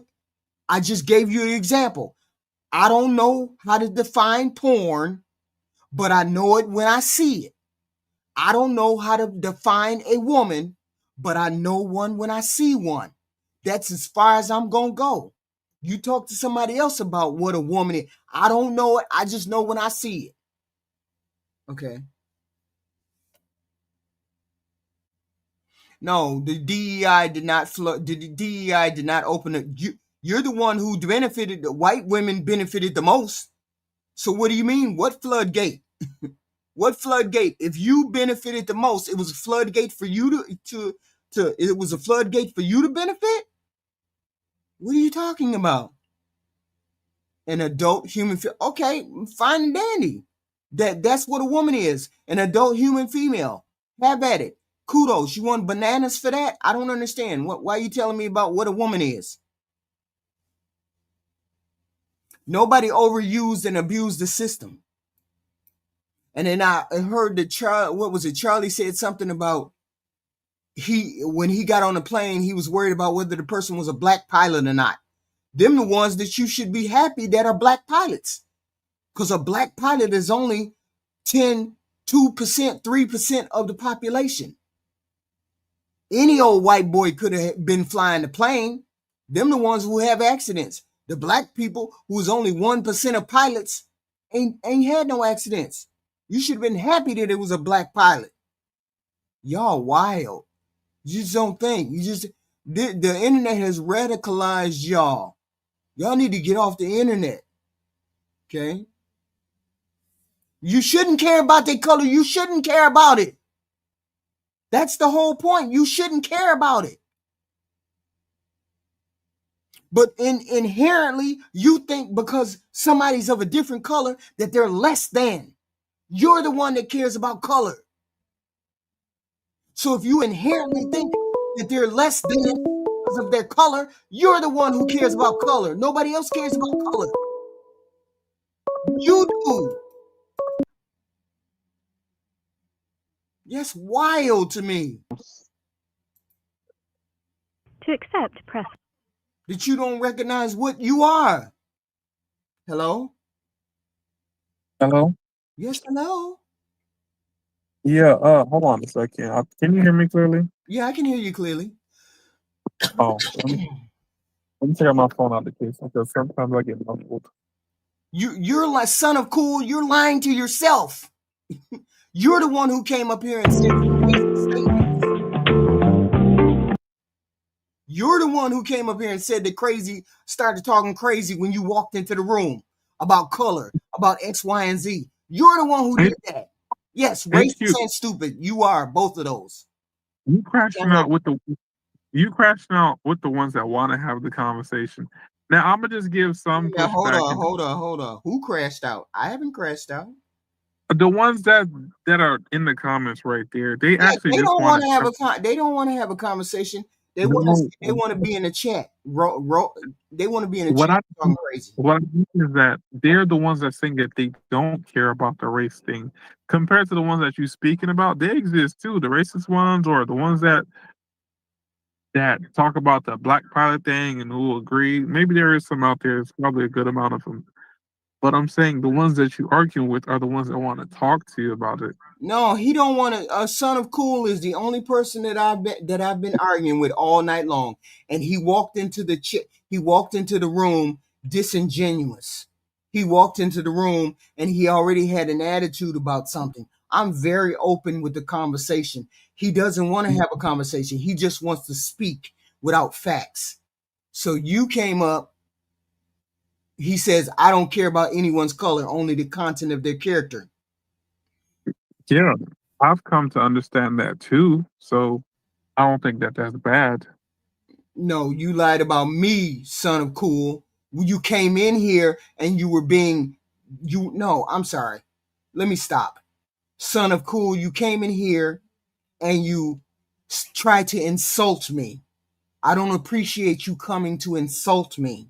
And I didn't insult you. That's what happened, right? Well, because look, if you I didn't pronounce your name right. Are you stupid? You can't read? You need glasses? You came in and you insulted me. That's that's typical insulting. people on the internet, HQ. That's how they act when they, So I do that's the same. still that's still you still don't come in and do that. He doesn't know, he or she doesn't know me. And I'm a very cool, No, calm, and collected they- person. that's the mystery of how they behave. Anybody will do that. That's But I just wild to me. You want come in a room and you're that ignorant for a person that you don't even know. That's wild to me. So you know what did you have to say to the topic of the situation? What happened? I'm gonna go back on just two different things. It's not like I really need like to we debate about it. You can tell me because I'll just ask for clarity. But Mhm. then here Ty over here calling me a coon ass nigga. He always get bent Who? out of shape with me. I bro, yo admin or whatever, Oh, moderator. yes. So what did you have on the subject? You So when you, so I think you were saying that you kept bringing up Charlie said that we shouldn't have civil rights. right. I understand it this way. It's two ways to look at it. Something works at that point in time, but then it may not work later on. You understand how like they're gonna phase out the penny, right? By what is it, 2026 or something, 2028? Mm-hmm. So it's like we kept using the penny for a long time, but we saw it's like not very useful. So now we're gonna have to adjust to that situation. So civil rights and having that at the time that we needed because we was in like a boiling pot, a situation with the protesting and the violence. And at that point in time, it was like they've had to give or create something so we can actually co-op or coexist for that time. So you And where's understand? So you're saying, wait. You're saying to me, and I want to be clear. You're saying to me, Charlie said, "Why did we?" No, this is what he said. What he said was, we never should have enacted the shit. I just went blank on it. We never should have enacted that policy. Uh, yeah. Well, when it comes civil to right. the No, I'm dumb, sorry. We never should have enacted the Civil Rights Act. Do you know what the Civil Rights Act is? yeah, they taught it successively in elementary and middle school. What does it do? I said they push it to us a lot in elementary and middle school. No. What does it mean? Isn't it to give equal opportunity to black folks and everybody of all color? It's to it's to end separation that was prevalent in this United States. It was to end Yeah. segregation. People were So allowed to go to Black people were allowed to go to school in white schools. White people were allowed to go to school in black schools. They didn't have they didn't have separate fountains. They had white fountains, they had black fountains. yeah, They had black. So why would you agree that that would be a good thing that Charlie no, said? like there's 2 points. It can be right at one point and then wrong at another point in So time. when did it not What become right? it was right where it's gotten to now. How There's nothing different about it. You can't yes, there's discriminate. It's different. called discrimination. That's what it No, is. It's a law I'm trying about to discrimination. different times that Hold on, talking about. hold on. No, That's what it you say is. I'm It's a to say law. what time Hold that we actually was going through what we was going through, it made sense to do to stop the segregation. In agreement with that, right? Now, all the stipulations that came after that about mandatory and hiring for your race and giving people jobs, regardless of the experience in it. How long you been? How long? Hold on. How long you been on the internet? Because you sound just like. Why is it that Awesome. every time I talk to people on here, y'all all say the same thing, What's the which tells me you have been on this internet too long. If I talk to a group of people, they tell me DEI is bad. If I talk to another person, they tell me all women are bad. When I talk to another person, they tell me all a woman is going to do is take your money. I talk to another person and all they tell me is Charlie wasn't a racist when he was talking about my MLK. Have y'all all been on the internet all this time listening to this one particular person? I was born within that time frame. well, yeah. So I'm I was you born. was Hold on. I was born in that time mhm. frame. Yeah. The Civil Rights Act was just that, an act that said you could not discriminate based on color or race or anything And, else. and did And everybody and here is the was thing: it if still, you take did they it away, if you was it take still it away, follow? Hold on. Was hold follow, on, hold do on, people hold follow on. it? If Yes you or no? hold on, if you take it away, then Oh, people can discriminate against you in any way, shape, no. or form. If I don't want But to then, let Mexicans in the restaurant, I don't have but to. look, when If I don't want to let women into the restaurant, I don't have AQ, to. pause. We got a break so we could talk about that Wait a one minute, part. hold on. You won't let me finish. Let me finish. Hold on. You have Okay. to listen. You can't just sit there and try to tell me what you know. I'm 30 years older than you, so I know a Hmm. lot more. This Okay. this is what Civil Rights Act did.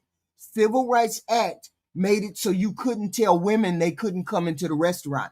Civil Rights Act made it so you couldn't tell Mexican people that they couldn't come in the restaurant. Civil Rights Act, that is what it was. It's just an act. It's just something that says you can't do X, Y, and Z to discriminate against people.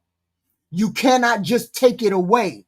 It was a good thing because they were telling people that Asian people couldn't come in a restaurant. Asian people couldn't work here. Asian people couldn't go to school here. That's what a Civil Rights Act is. And when I hear somebody say, well, Charlie was advocating for Civil Rights Act not to be put into place, then you don't know what Civil Rights Act is then. Because the Civil Rights Act made the playing field even for people to do the things they need to do, to go to school, to go into restaurants, to be able to open businesses, to do all of these things. You can't just say, well, everything that came behind the Civil Rights Act, it was wrong. We never should have started the Civil Rights Act. Yes, we should. You can't advocate for that to be gone. If you understood what the Civil Rights Act stood for, you wouldn't be here trying to defend what Charlie said. That's indefensible. That's indefensible if you're a person of color. If you're not a white male, it's indefensible what you're saying because the Civil Rights Act benefited everybody else that was not a white male. Women couldn't do X, Y, and Z. Women couldn't get bank accounts. All of these things came under the Civil Rights Act. Charlie was defending, according to some people, white only stuff. If you take away the Civil Rights Act, then all of us, except white men, get to do X, Y, and Z. I know you're not up here trying to defend that, Amos. I know you're not trying to defend that.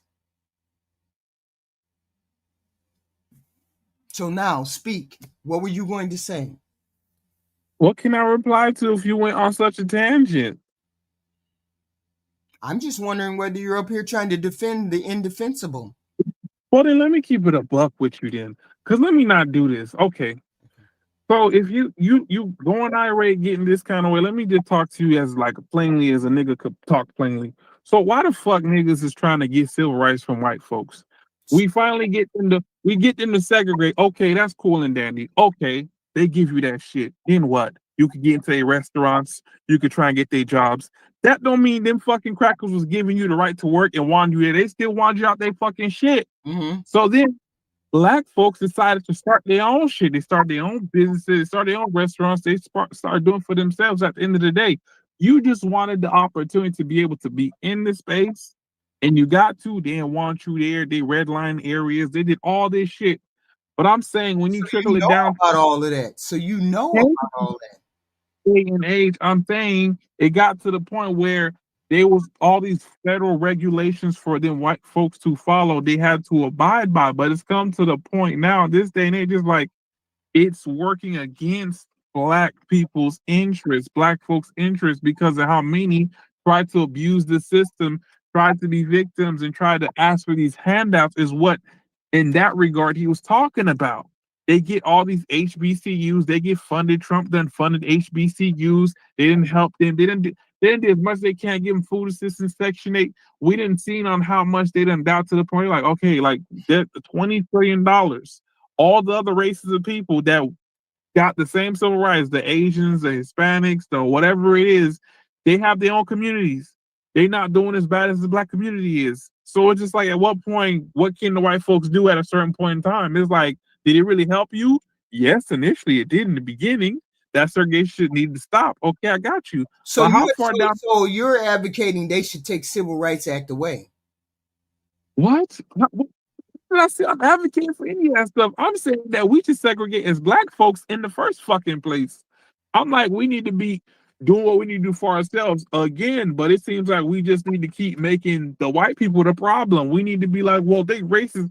It's like, yo, like, we need to stop stunting them folks in the first fucking place. That's how I look at it. But if y'all gonna keep making them the bane of y'all existence, they always doing this. Hold on. Do you understand that the Well, systematic I went things? point to stop trying to be focused on them, because the way I look at it now, we can get into the colleges, we can get scholarships, we can be pro athletes, we can do a whole bunch of shit if we choose to. We already seen the kind of like Grift and Umar done did. We as black folks bought that shit for a little while. Not everybody, but we seen how we try to like understand the vision and all that stuff like that. But hey, you get a bunch of people that become celebrities that be black folks. They don't try to come back and help the black community and shit. They get out, they be like, hey, I'm out. Fuck y'all. Like, so it's like, at what point do we like we gonna do for us? And we keep going back to trying to blame them, is my take on it. I'm like, damn, we in their country. We go to DC, we try to get bills passed, we try to do this. Why would we keep asking them for permission for shit? So it's like, if we gonna go that route and then we try to ask them for shit, they give it to us. But then we still complain again. We be like, oh, this and that's racist and that's that. I'm like, damn, bro, niggas kill niggas, niggas shoot niggas, niggas hate niggas. Okay, then if there's some of them white people that's like that, okay, there's gonna be some of them out there. But the moment you see one of them get like that or say some shit like that, y'all ready to lose y'all fucking mind. Y'all want to riot. Y'all want to this. Y'all want to that. I'm like, oh my gosh, it don't take much. Y'all flip the script. I be like, for real. I'm like, damn, bro. Like, how long can y'all do that shit for? They at some point, white people do understand they not gonna be able to run this country forever. So the only thing that they got going for them is to enact policies and laws and shit like that. And then they see, like, when the Mexicans come, eventually, once you get kids indoctrinated in the school system, the Mexicans try to be American. They try to get houses, they try to get land, try to get degrees, they try to get jobs. They try to operate as an American citizen. So if you're gonna be a black person here, are you not gonna try and operate like an American citizen? Or are you gonna be sitting here all day?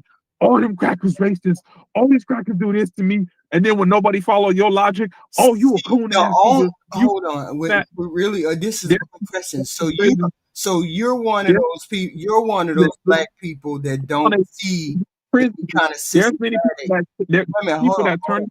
Hold on. You're one of those black people that don't see systematic racism as it being in place at all. You don't see any barriers. Racist people, that don't mean anything at the end of that. It's not like there's a cracker every day saying nigger this, nigger that, they on my neck. I don't sit here and think about that shit all the time. I think about what the fuck I'm trying to do for myself in my life. And if there's other black people that think the same way, we cool. We can work with each other and shit. I don't need to be around other black people that sit here all day waiting to complain about something that a white person did or they think white people are doing. That should be tired. It's played out. What age you gonna reach? You're gonna be sitting there complaining about white people. How long can you do that shit for? I'm like, in my mind, I'm like, how long can you do that shit for? Right. You're gonna be 40 saying the same shit, 50 saying the same shit. You're gonna tell kids this shit. You don't want to live in a reality eventually where, like, okay, that's done with. Like, that was a phase. How they be talking about their 20s? That was a phase. Technology works the same way. Do you remember the first phone, them brick phone? Okay, that was a period in time we had them brick phones. Right. Now we got touch. We can face call. That was a point in time with segregation. We was divided. Civil rights. We went through that period in time. Right. Okay, that happened for that timeline. Right. We are in 2025. Right. I can fuck white women. They can fuck me. White men can marry black women. At the end of the day, like, if we can go to the same schools. I done sold crack to white people. I done sold crack to black people. It don't mean a difference to me. I done been in this. I done did the shit. I done been in jail. I done been, like, it don't matter at the end of the day. When I be watching them police videos, they beat the fuck out of white people. They beat the fuck out of black people. They put So white people, they put charges on black people. It don't really matter. If you got the tunnel vision to see that, you will see that. If you make them the boogeyman, they will be your boogeyman. At the end of the day, is how I take it. Mm. I'm gonna drop the link. I'm gonna drop the link for somebody to come on the panel because they want to speak. And I thank you, Osmos. I thank you. Y'all got any Okay. kind of contradiction to Osmos? Jump on the panel if you feel like you're not gonna be seen because I'm not pulling you up. I'm just gonna add you to the thing and then you can talk. Okay. Thank you, Osmos. Your perspective. I'm old. Y'all keep saying y'all keep telling me I'm old in the comments, so I'm just gonna be old. Okay. Thank you, Osmos. I appreciate it. I ain't mean for you to get ghetto, brother. I'm sorry. No, you good. Right. Okay. I dropped the link for whoever wanted to come up because you said you didn't want to do the phone thing. Okay. So yeah, a fried fish. Hey, fried fish. Is one fried fish. The difference is a white person murked a black person. Then we protested. This time, one of your white folks murked a white person. We have no need to burn down anything. Nothing. You're just dumb. Stop talking. Who is this? Okay. Did somebody who was that wait a minute, where was this at? Hold still, hold still. Okay. Ty, I can hear you just fine. I can hear you just fine. Fine, thank you. You said you had a rebuttal to Amos.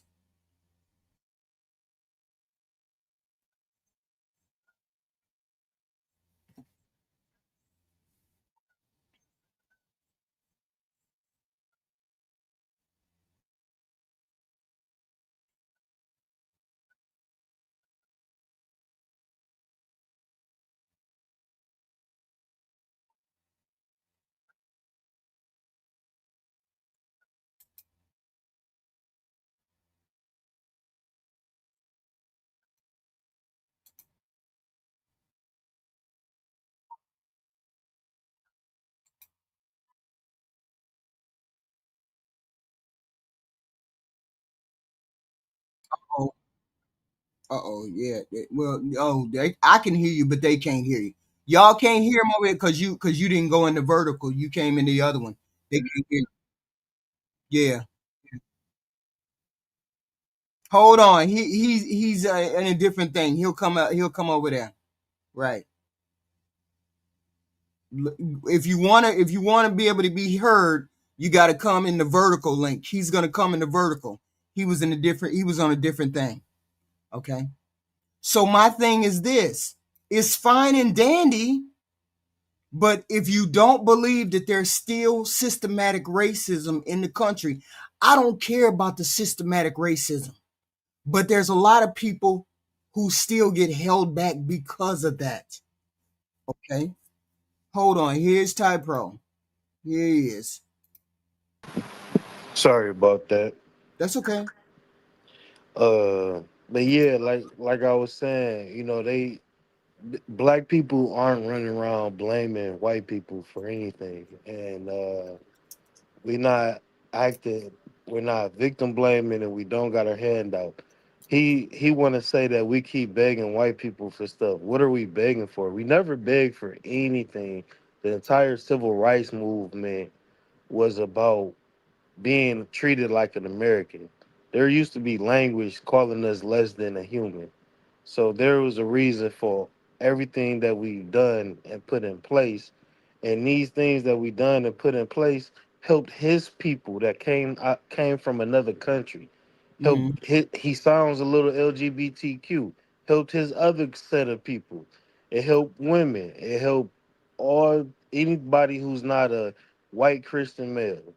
Mm-hmm. And that rhetoric that man used to spew that everybody's regurgitating is because the white Christian male just feels like everybody's oppressing him and they took their jobs and all that stuff. But black people not running around marching for nothing from the white man. We don't do nothing. We take care. We established everything we needed to do, and we became American citizens throughout all the different forms of racism. See, these people think racism only comes in one form. You got to be the Ku Klux Klan and a white hood yelling the hard ER. They don't know about the systematic racism.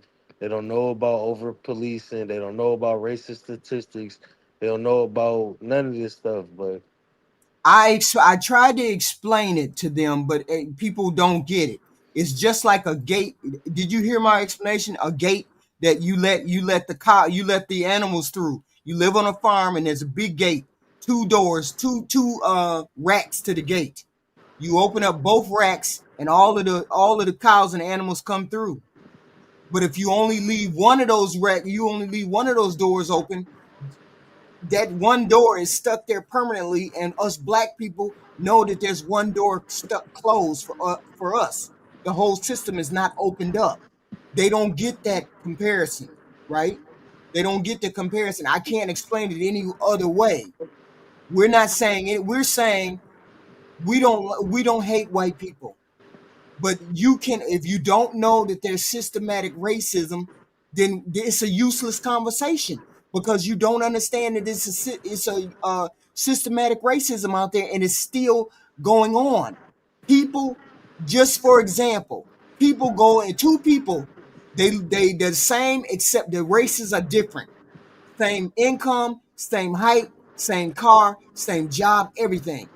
The black person will go into the place to get an apartment, and they'll tell him they got to wait for him to figure out whether they can give it to him.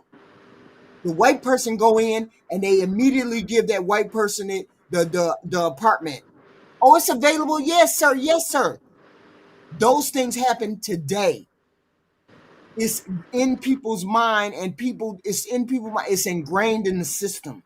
A lot of it is ingrained. Why do we go through the courts and we get harsher sentences than white people? Because it's systematic racism already. It's built into the fabric. It's people. yeah, it's systematic and it's people. Like it's not, and white people, for some reason the new thing is, oh, black people are racist, and these people are racist to us, and white people are the biggest victims of racism. And Yeah, that in itself is racist because racism is not prejudice or bigotry.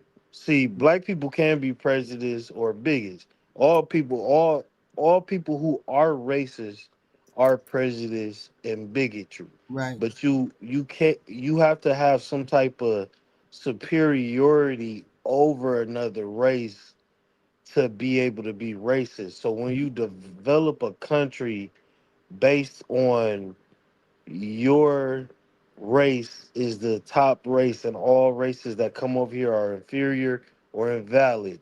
Hmm. Anybody who come over here is an immigrant. Anybody who come over here is too dumb to be a pilot, but they can be in the NBA.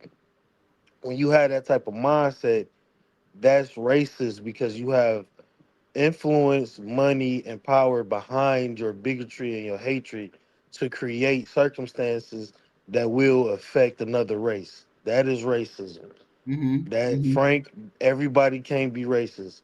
White people are racist in America because they are the dominant and most populated society, and they can inflict their bigotry and hatred with money, power, and circumstances to affect a race. Any Right. country that you go to, only the dominant race of that country can be racist and act out racism and create organizations and structures that actually attack other people based on race. Being prejudiced and being bigot is not the same as being. But this is the new cry of the white boy. Oh, they oppressing us because they want equal this and equal that. They're oppressing us, and Wait a minute, it's bullcrap. Frank. We don't think we're superior than anyone. That's what you don't get. Black people don't think they're superior. We just want to be on the same equal footing. White people think, a lot of white people think that they're superior. We don't think we're superior. We think we're on the same level as you. There's some people that are more outstanding than the other, but we don't think we're any better or any worse than any other race. That's the whole point. You don't get it. If you're a This white male, if you're a white male, this country was made for you. Period. and it United and, States was made for you. and it's not even. And Mr. A said, "Why is they killing each other?" Yes, why are so many white people killing each Killing other? each other. But this is the thing. I do feel like I ain't gonna go in there, but it's not even about the fact that it's the fact that for the entire time during slavery, during Jim Crow, and during all of these things up until the 1940s and the 1950s, white people have had all the advantages of having free labor and being a dominant society. Now they screaming that everybody is being racist in 2025 when it hasn't, like you said, you were born in this era of these things going on. And what Yes. have they done with all of this privilege? Become a whole bunch of meth heads and the biggest user of government assistance. All we saying is, look, with all of our disadvantages that we got going on, we didn't just create the environments that we came from, but we still are striving coming from these environments. Everybody want to focus on, oh, it's so much violence in the hood. There's violence everywhere. And white people, you are the biggest perpetrator of violence amongst your own people. You should stop worrying about what we got going on and worry about y'all. If you are a white person, you have an 80% chance of being deleted by a white man. It is not a black person that's gonna come and do nothing to you. It's one of them meth head, inbred crackers that's gonna go do something to you. Everybody has to keep striving. As long as we understand that there is systematic racism that's still there.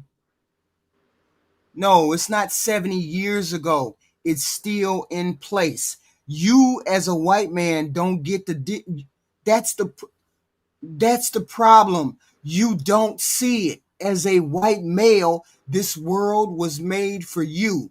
Here in the United States, this world was made for you. That's it. That's all. We can't upseat you. We can't be prejudiced against you. We can't change none of that. None of that. And we don't even ask for nothing. The only thing we've been talking about is, hey, police officers, stop pulling up and killing black children just because. Stop going in the neighborhoods and policing black neighborhoods if you don't like black people. Stop unleashing murderers in our society. And then they want to talk all these statistics. Those are the areas where the racism But the lies. That thing is, we don't think all white people are racist. We don't think that.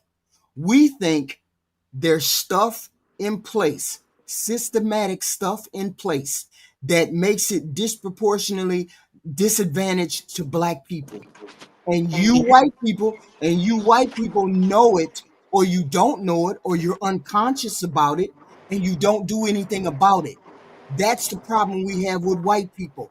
We're not racist against you. We don't want to end you. We don't want any of those things. Okay. Oh no, I know with which I'm talking. I understand with which I'm talking. I don't know what you young people are doing. I mean, that's my whole point. You don't see it.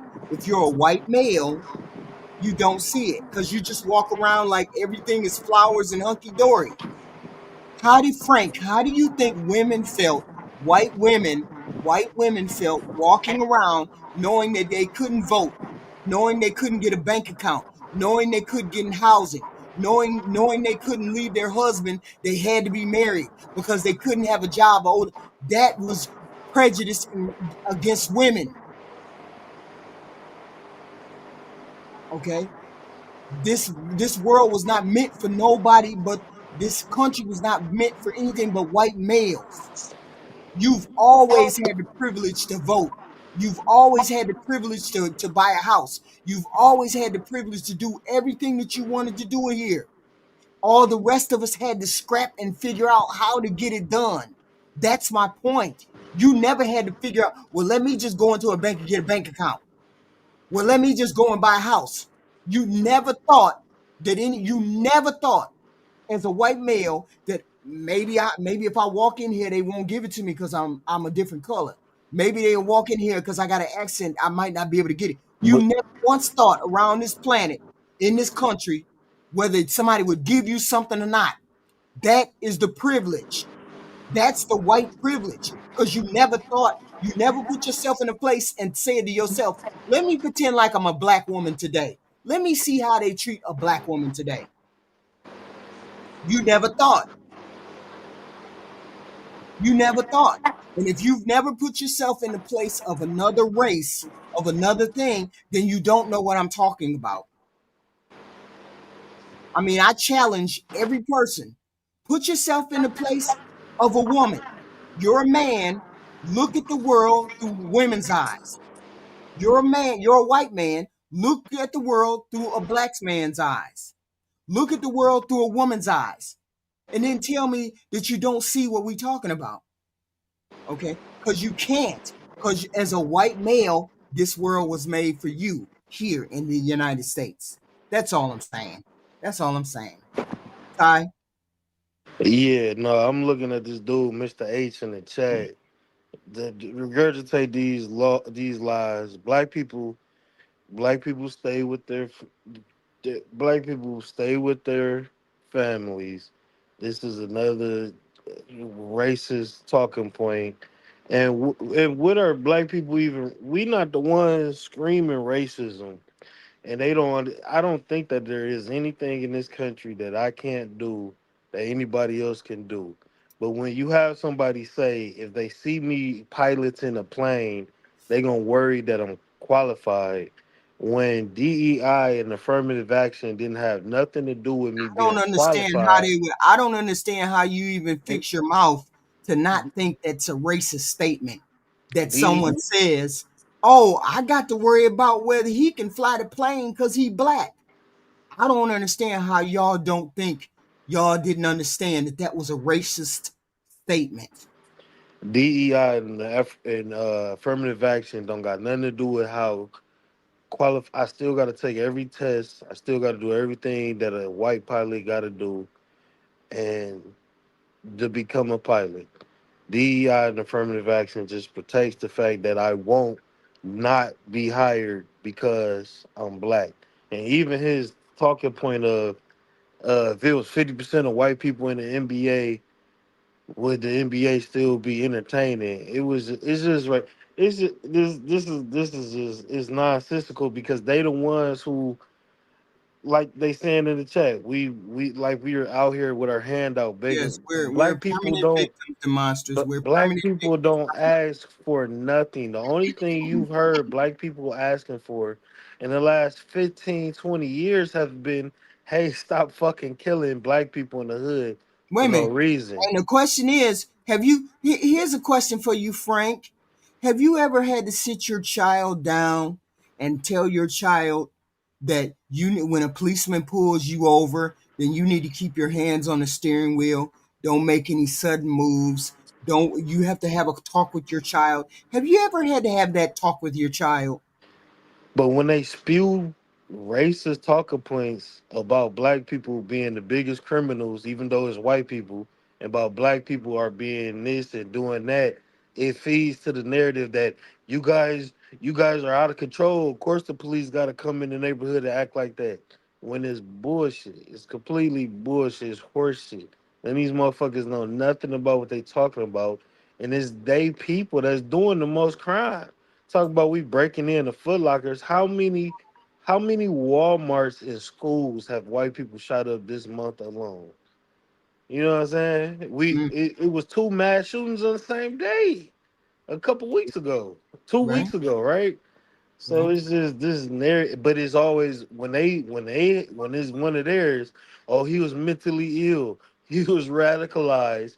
He had this and he had that, and he was autistic, and he's a lone wolf shooter. Oh, he was on the wrong side of Twitter. Like it's always an excuse, but they don't want to look. They the ones who do the most domestic violence. They the ones who do the most PDF things to children. They the ones out here having bestiality charges. They the ones out here humping on animals, humping on the family golden retriever. They the ones out here selling meth, smoking meth. They the ones out here committing political crimes. They the ones out here in the holding government office committing political crimes. They the Mhm. ones out here being corrupt police officers. They the ones out here doing just running amok on every single because this entitlement and privilege mixed together, and they lose their mind when somebody challenges their entitlement and their privilege. That's No, all it is. I don't challenge Charlie Kirk about nothing he said. He was what he was. It was what it See, was. look now is everybody commits a sin when I start reminding you of all the white bullshit y'all do every day. But black people are just angry and violent. Black people are just angry and violent. But when it's white people, oh he just hasn't been in church. He just needs to come back to Jesus. He was autistic. He was off his medication. No, Mm, you motherfuckers are the violent ones. What? When the last time a black person went in a nightclub and shot up a gay nightclub because they gay? mm, When mm, the last time a black person went in a Walmart and just started shooting Mexicans? mm. No, this is white people shit that they do. They don't have a whole bunch of music back in. They don't have a whole bunch of agenda and propaganda exposing their No, their crime all day. Natural KRC. I had a show about him yesterday. I talked about him yesterday. Trey Reed. Thank you, Natural KIC. Natural, hey, long time no see. Hope you're doing well. Don't let these people work your nerves. Racist behavior will forever be alive and well. I know. Hey, Type Pro, hashtag Natural Gang. Yes, we understand, but I want to have the conversation, but we can't get past if we don't agree about if we don't agree that there's a set of facts, right? If we don't agree that there's a set of facts, that there's systematic racism in our system, if we don't agree that there's systematic racism in our system, built into housing, built into prison networks, built into employment, if we don't agree that there's a certain amount of systematic racism in our system, then we always going to be talking about race. And you keep thinking we hate white people. We don't hate white people. We don't hate white people. We have a problem with you not addressing the systematic racism that you see every day. You all don't have to have conversations. You don't have conversations with your child. White people don't have conversations with their child about keeping your hands on the steering wheel when the police pull you over. Worried about coming home. Every day we put our children out into the car and send them off to school, and we don't know whether they're going to come back alive or not. For a trigger happy cop, a trigger happy Zimmerman. White folks don't have to worry about that because you walk around like doo-doo-doo, like doo-doo-doo. The world is all mine. But that's not how black people walk around the world. We If walk around the world because there's things that happen in the world that we have to tell our children about that. Okay. And we focus on us. It's not a matter of being a victim. I don't know where y'all get this victim shit. What do they mean by victim? I don't understand what the hell they talking about. I don't It's understand. it's it's just this new narrative that the white man is oppressed. That's all this comes down to, and they hate black people because it gives them a way. It gives them a scapegoat. They use black people as a scapegoat for to keep the accountability of their because when it comes down to it, with all the advantages and everything that white people that had going in this country the last 200 years, you all J shouldn't be you the. bitch. J you bitch. You need to do better. Oh yeah. J you bitch. You need to do better. Y'all want to get some pen? No, let me help you out. Let me help your trifling local. All of these centuries of the help of you being privileged, Jay, of you being the privileged white dude, and you still a piece of trash. That's fucked up. Yeah, That's fucked up. if you take the last 200 years and you look at our people, we are coming out of a whole lot of bullshit. It was just in the 70s when police was kicking in the doors of our leaders and assassinating them in the bed with their kids. Right. So we ain't had that much time of the entire fucking country getting the fuck off our ass for no reason. We've been doing pretty well with what we doing. They always want to point to black crime and black on black crime, black on white crime is outrageous. Y'all lead the demographic on the most disgusting, disturbing crimes that you could commit in this country. I do gotta talk to my children about, police officer, you might come across a racist police officer and Right. you gotta know the signs of that so that you could come home. But you know what else I gotta worry about? I gotta worry about going in Walmart and You're on the fucking wrong platform, Black America. You're on the wrong platform. You got to I, come to the vertical. it did Frank, you keep on spewing the same talking point that Charlie Kirk spewed when he died. You keep trying to flip it to gang violence. That was Charlie Kirk's last words alive. Gang violence. I believe that that's real poetic. That was his last breath was used trying to formulate some racist bullshit. Because no, stop trying to gang violence is gang on gang, criminals on criminals, people dealing with each other in low poverty neighborhoods. All communities have gangs. Black people, Mexican people, Asian people, white people. Everybody got gangs. Your biker gangs, your fucking meth smoking, sister fucking meth head biker gangs. Every low poverty neighborhood got gangs. But what you don't got is no other group of people got people that's walking into fucking public areas and just shooting civilians shopping for food. That's what y'all like to paint gang violence as. Like, oh, the black people are just shooting up neighborhoods and killing all the old people. We actually There's actually not going on in the hood. But that's going on with the whiteys though. Y'all are literally going to public spaces and trying to kill as many people as you can. There's whole Reddit forums, there's whole chat rooms about you guys and y'all manifestos, all because little Billy Joe mama took his PlayStation. Now he want to go get granddad rifle and shoot as many motherfuckers as he can. No, black people don't do no dumb shit like that. Mexican people don't do no dumb shit like that. Don't nobody. That's because y'all inbred and just fucking violent. And it is what it is. You want to So, talk. They want to talk so freely. No, they want to talk so freely about black people. Oh, you guys are the gang violence, and you're not good dads, and you're not good fathers. Black people aren't good fathers. Well, white people fuck their fucking kids. Let's just be real, then. If you wanna talk so freely about black people, white people fuck their kids. They fuck their dogs. They racist as fuck. As soon as they get drunk, they drop in the heart of the yard. They want to shoot up public spaces all the fucking time.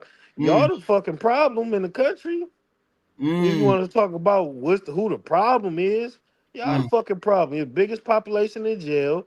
You the biggest population of violence. You the biggest population of people getting away with bullshit, getting away with crimes. Come on now, in these small hick ass cities, ain't nobody going in there and arresting nobody and over policing y'all. Throwing bodies in the river and fucking the bodies before y'all throw them in the river and doing sick shit. Y'all wow. need to look at your fucking selves. Wow. Okay. Uh, thank you, Ty. Thank you, Ty. This is Uh, wild. The whole point. This is wild. The whole point is you guys have to look at your backyard, and I get it. I get it. You want to look at my backyard. I get it too. Natural KRC, I talked about him yesterday. I talked about him yesterday. This is how see here, I was thinking about why it was okay for Charlie to talk the way he did. See, Charlie was talking the way he did because he was saying he was it was like he was getting in the face of the black people, telling the black people that you ain't no good, that you a nigga, that you stay in crime, that you shoot people, you kill people, you tearing up your neighborhood. He was the polite face of the white folks who wanted to be telling black folks what they was doing wrong. That's why everybody liked him, because Charlie telling the truth. Charlie is telling them black folks that they ain't no good. Charlie telling the black folks that they rob, steal, and kill, get an abortion. Charlie is the one telling them that we don't need to help y'all get no DEI. Charlie was the one telling y'all don't need no civil rights act. Y'all don't need none of that. This is why this is why they trying to deify Charlie. Because they felt like Charlie was bringing it to the black folk. Tell the black folk that they ain't no good. Tell the black folk that they always in trouble. Tell the black folk that they need to get their shit together. Tell the black folk. That's why y'all like Charlie. Because Charlie was saying the things y'all wanted to say. Okay? Charlie was saying the things y'all wanted to say. Because so many people cared about what he said. And half the shit he was saying, half the things he was saying were racist in the way that he said it. And you know how I know I couldn't come to that conclusion? I kept trying to figure out the things he said. But I couldn't get past the one thing that he said. Everything else, I can even overlook, I can look at, even though that's difficult to do. But the one thing I couldn't figure out is when he started to denigrate Michelle Obama and Joy Reid. He started to denigrate the black women. And when he said he didn't need to go any further than what he did, but he went too far. We don't think you got the brain power to do X, Y, and Z. Yeah, that's exactly what we heard. Charlie was telling the truth. Charlie was taking it to them Negroes. Charlie was telling them Negroes that you need to stop sleeping around. You need to take care of your baby daddy. You need to stop being on welfare. You need to stop getting food stamps. You need to keep yourself in the home. You need some daddies in the house. That's exactly what Charlie was saying. And white people liked that. White people liked Charlie saying that.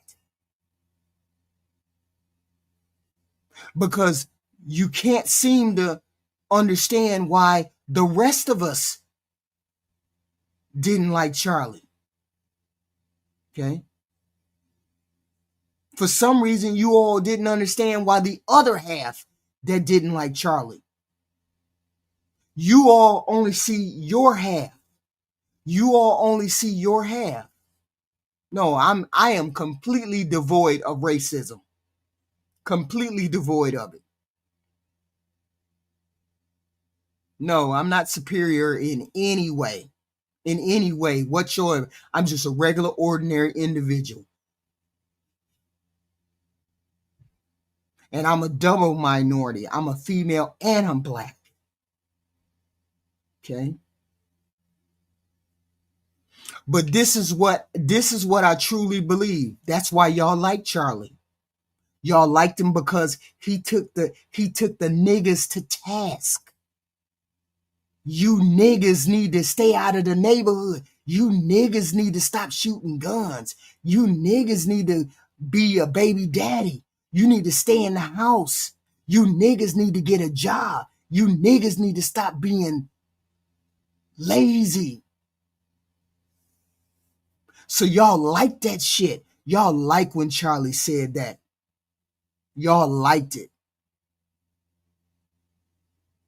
And that in itself says something about you.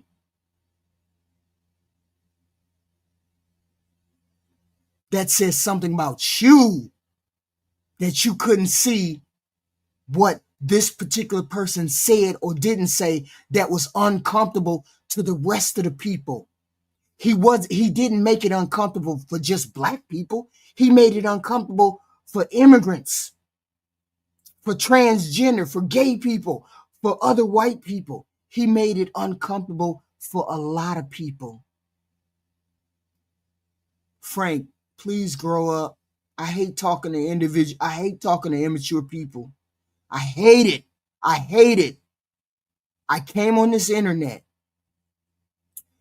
and every time I turned around, whether I was in a relationship panel or I was in a political panel or I was in any panel, all I heard was talking points. All of y'all have the same talking point: relationship talking points, political talking points, everything. Women ain't no good. Black people get welfare. Keisha don't take care of herself. Black men don't stay in the home. All of y'all have the same talking points. I can't stand it. Because what it means is you're all listening to the same rhetoric and you have no thinking caps on whatsoever.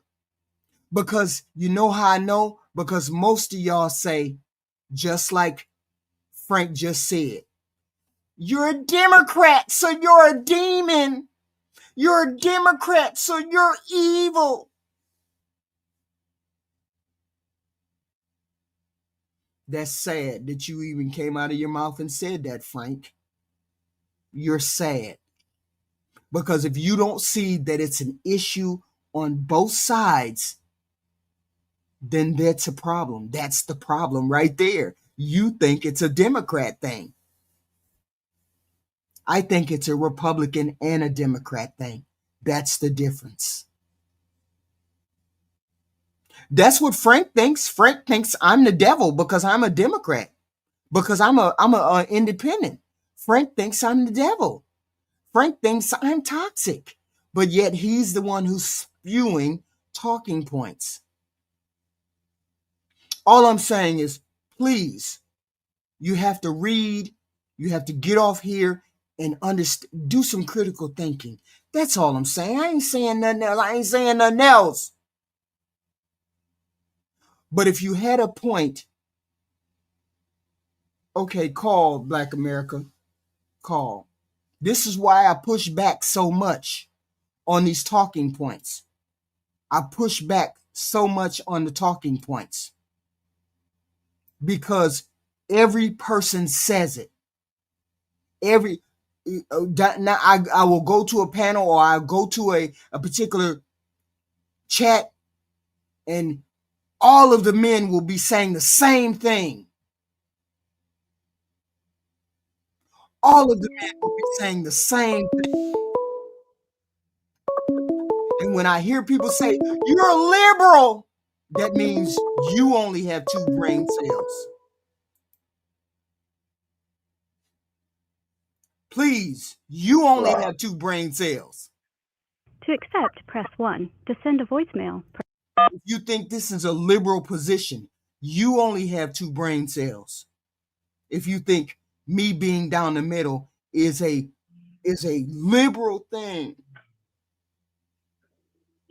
Hello? Hello. What's going on? Why your dandruff all up? It's not up in that way. It's frustrating because people I went over example over example. No one can explain to me why race is still being brought up. I explained to the audience, why is race being still brought up? Race is being still brought up because there's still systematic things that are in play, and white people don't want to address those systematic things. And as long as they don't want to address the systematic things, we will always have racism and a problem in this country. That's all. That's all. Because there's systematic things that need to be addressed, and white people need to correct them. That's why. So are you trying to get people to care when they don't have to? What do you mean, am I trying to get people to care? So there are 40 something million black people. Right. There's like 170 million white people. They are 3 times, almost 4 times our population. They Right. don't have to care what we think. Right. Okay, then They don't then don't. They, don't they then don't don't have to care about care. then don't care about certain things. Then don't care about No, certain things. no, what I'm saying is they can talk as much shit as they want to because they are bigger. Have you ever heard of the term "might makes right"? Yeah. And that's what it is. If you're bigger, if you're stronger, if it's more of you, your army always wins. And what anybody else says, it doesn't matter. I just don't want you to, me personally, I don't like seeing you stressed out talking to these sort of like, this is dangerous for you, right? No, Because no, no. you're inviting people, The conversation always has to be had. The conversation always has to be had simply but because but simply this is because not a conversation for you, is what I'm saying. You can't protect yourself. You just seen a man get shot through the throat. right. You can't protect yourself. You have no covering. I'm Nobody not. I'm really not on cares. here. I'm not on here. Wait a minute. I'm not on here to argue with to argue with people about their right and wrong. I'm Sure seems saying like it. I'm no. This is the stream. That this is the name of the stream. I'm not making this conversation every night. We're not arguing about race every night. There's all kinds of things to talk about every night. This just happens to be the string that we're doing race. We do other things too. Other Charlie Kirk. We would be talking about Charlie Kirk, but this is a branch off from Charlie Kirk. I normally would not have this conversation, but someone put it in the chat that race would not come up unless black people brought it up. So I just posed Right. the question tonight. So Just tonight. I'm so not going to so pose a race question and tomorrow. and and I'm going to pose a and the different reason question is tomorrow. Huh? and the reason is because it doesn't matter the it doesn't matter that black people were in slavery. It doesn't matter that black people were lynched. It doesn't none of that matters because they were on the winning side. You Mm, understand? mm-hmm. Mm-hmm. If I'm on the winning side of a football game, I don't care what happens to the losers. You want people to care when they don't have to. Yeah. So They we don't just have to care so. about us. But see, what you're saying is to a person like me is that I would have to quit trying, and that won't happen. I dig it. You are a humanitarian. I dig it. But the simple fact of the matter is, it's just like what I was telling you. If somebody has the power, you can't change anything they do. And you can't make them care about anything that you care about So you're specifically. saying these people don't have humanity, is what you're saying. They do have humanity, but they have humanity for the people that they care about. It's like this. It's like if you and I was married, I care about you. I don't care about our neighbors. I don't care about the people down the street or people over in other countries, especially when it comes to men. I told you our capacity to care about people in general is not that vast. Mm. We don't have a vast caring of people for people like that. We only care about the people that mean anything to us. But there always see. Here's the thing: there has to be pushback. Black America, you just can't let people say and do what they want. You can't let people just disassemble laws. Like just for example, they fired Jimmy Kimmel today. They fired Jimmy Kimmel, the comedian, for saying For whatever he what? said. For whatever he said, they fired him. If nobody pushes back on that, They're going to walk all over the First Amendment. If nobody pushes back on so that, this is how I think of so this is how I think of it, right? So I understand what you're saying, but this is how I think of it. Jimmy Kimmel been on TV for a long time. He's a rich white man. I don't care if they fired him. He'll be okay. He's made more money in a year than most regular people will make in a lifetime. yes, but wait a minute, So what I'm You saying don't is, understand screw Jimmy Kimmel. you don't understand the pattern that is going on. Do you understand that the Trump administration, for stories to be taken out of the news, Trump threatens those people and then they pull the news stories out. Trump changed the whole reporting group of people because he only wanted to put into place people that wanted to report what he wanted to report. These things are under attack. The First Amendment, free speech, is under attack. If nobody pushes back on it, they're just going to take the First Amendment away. You have to push back on some of these things. You can't just say they get to do and say what they want to do. You have to push back on these things because y'all can live with just living.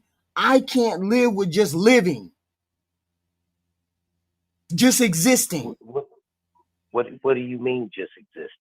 Meaning you don't want to push back on anything that's going on. If you don't want to push back on anything, right now, the rich people are fucking over the poor people. And they got us poor people, and they got us poor people.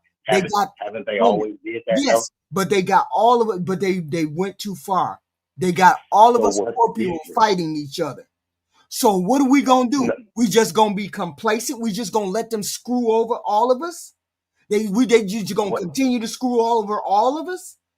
And you just say, okay, forget it. We just gonna let them do it. What do you mean the poor? What do you mean the poor people are fighting against the poor people? The big bill. Feeling sorry for herself. I've never felt sorry for myself ever. Are you crazy? No. So what it is? Wild.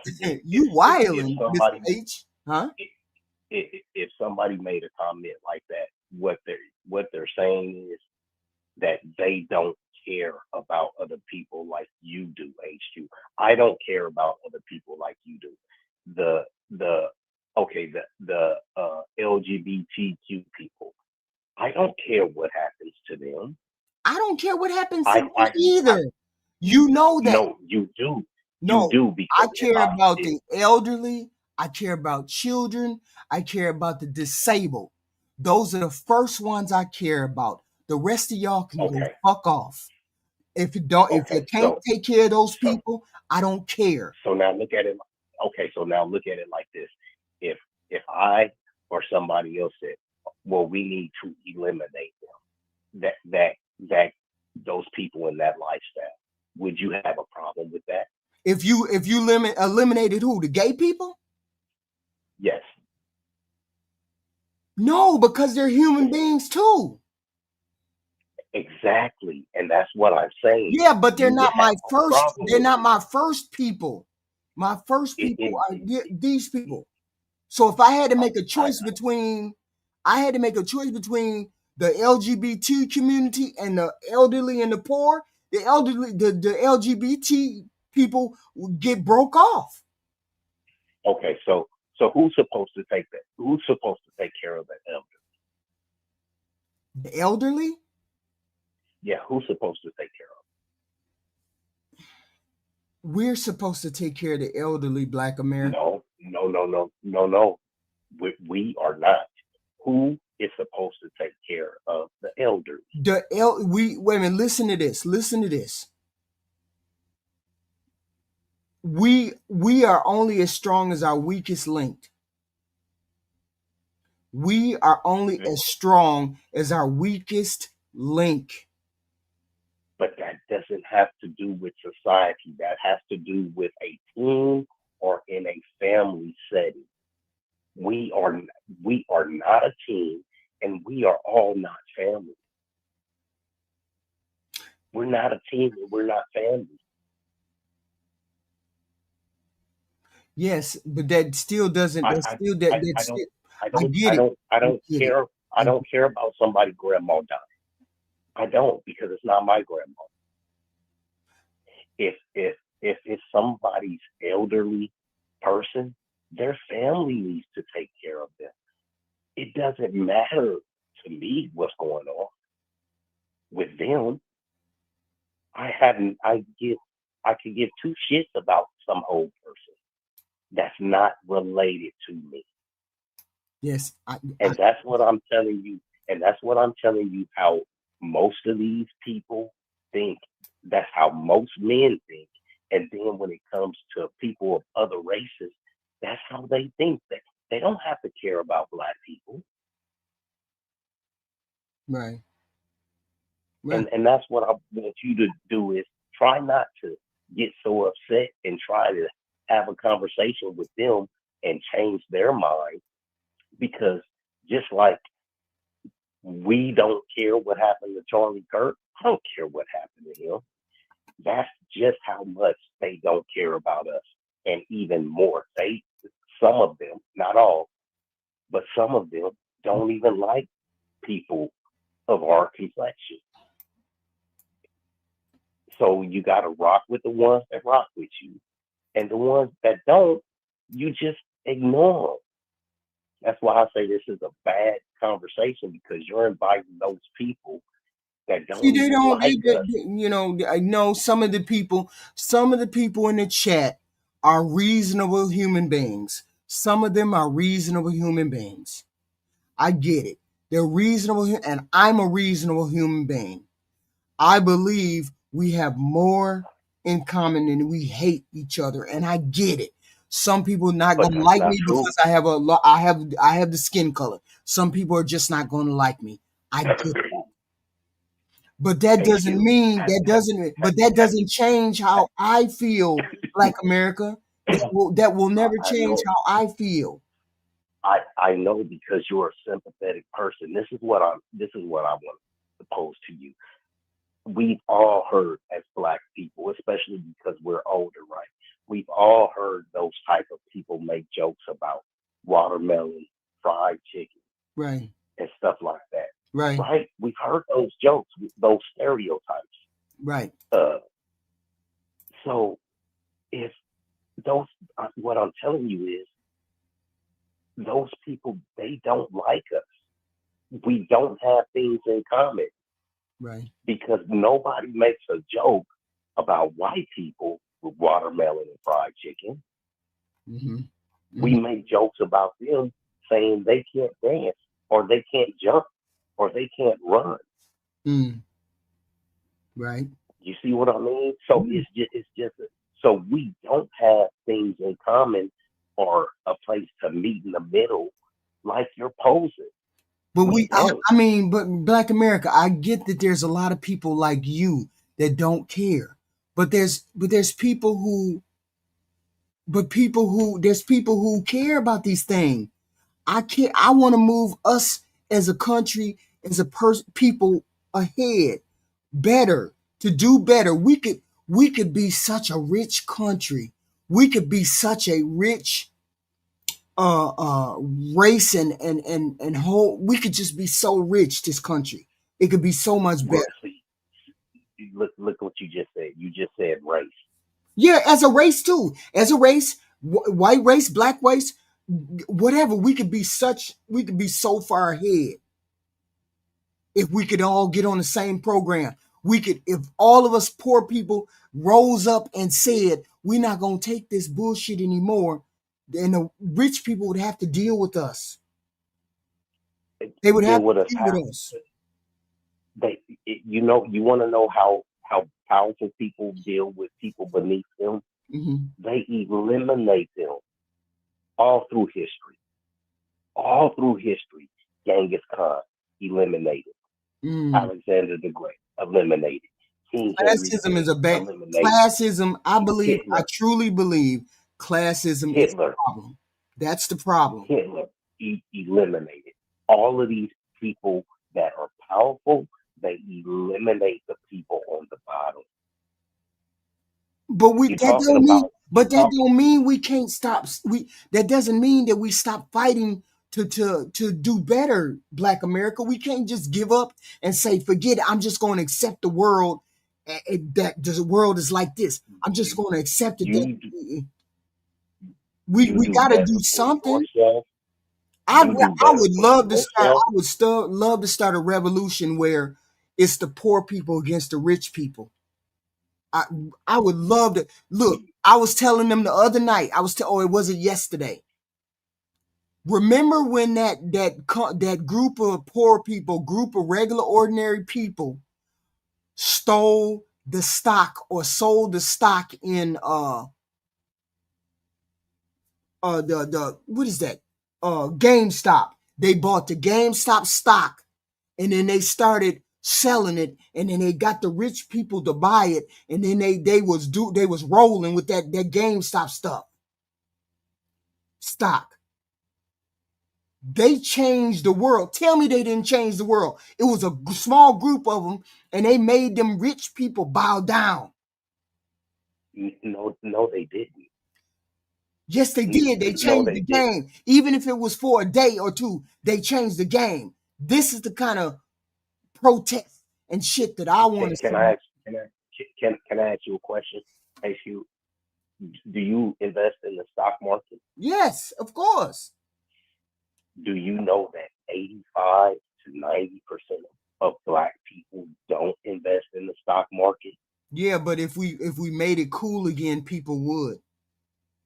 That's what I'm saying. It It's wasn't a it's matter of changing the game. It was disrupting the system. They didn't think of it being as a long-term thing. They thought of it and just doing what they did. But I'm saying and somebody it wasn't who poor people that did that, HQ, Mhm. because you have to have expendable money to invest in the stock market. Wait a minute. I'm not talking about practical things. I'm not talking about that, Black America. I'm talking about the mind frame of a working class group of people who took the system by storm, even if it was for a day. I'm talking The about only I'm thing, talking about putting that innovation to work for the poor people, and then saying yes, we're going to do but X, us Y, that and go, Z. but us that go to work and bust our ass every day, HQ, we don't care about the poor people. I'm not talking about rich people. I'm talking about I'm talking about the fact that it's poor people against rich people. That is the way the Yes, world works. I'm yes, saying, why can't we find innovative poor people to flip the table? Everybody wants to do the same damn thing every damn day. We're going to be back here next year saying the same damn thing. I want to flip the fucking table on these rich people somehow, some way. Flip they ass over and let them know you can't keep screwing over the poor people. That's what they do, so is screwing over the the poor people. so I want you to think of it this way before you want to do that. Let's say Jeff Bezos, right? If everybody in the world stopped working for Jeff Bezos, what's going to happen? If everybody stopped If working every for Jeff Bezos, yes, if everybody stopped working for Jeff Bezos mm-hmm. and they just went on strike, nobody went to work, nobody's getting Amazon, he had to close up shop. What's going to happen to Jeff Bezos? He gonna be rich and he gonna roll off into the sunset. Exactly.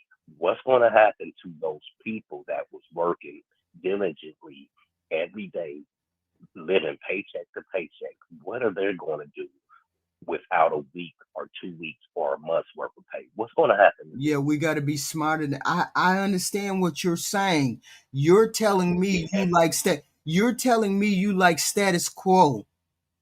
No, People what I'm people telling you, tell me that you're listen, no, yes you are. You're telling me you like to keep it the way it is and just let them do what they want to do. That's what you keep that that saying. I'm that's not saying what I'm I'm saying. tired of them doing that. I am tired of That them that that pitting us against each that's other. Look, you some of us are you have a 6 months away from losing our house, 6 months away from losing our car, 2 months away from not being able to pay bills, from not. That's it. you We talking are in about a months. crisis. You talking about months. I'm talking about people that live paycheck to paycheck Yes, that are paying their bills and then have $20 left over at the end of the month. That's what I'm talking about. yes. Those people are months. And if Those you don't people do are anything, days. and if we don't do anything, they're going to continue to wake up with $25 in their pocket. I'm Right. saying So we need to do what's something gonna about happen? that. So, and what I'm telling you is, you're so concerned about the poor people. There is less, more of less. And what I mean by more of less is, if you don't have anything and somebody takes your nothing away, you come out with on the bad end of the stick. Yes, So you but take you that have to job find away. Black America. We have to find enough people that are willing to take the gamble. That's the point. The point is to And have people who so are willing to take the gamble. you want more people out on the street. Because listen, if No, I have to no, go out no, on the no. street, I'm not. That's not what I'm saying. What I'm saying is status quo. We sick of status quo. In the comment okay, section, but in the comment section, she says, Walmart is closing 142 stores. When Walmart start yeah, closing stores, we in trouble. We're in trouble.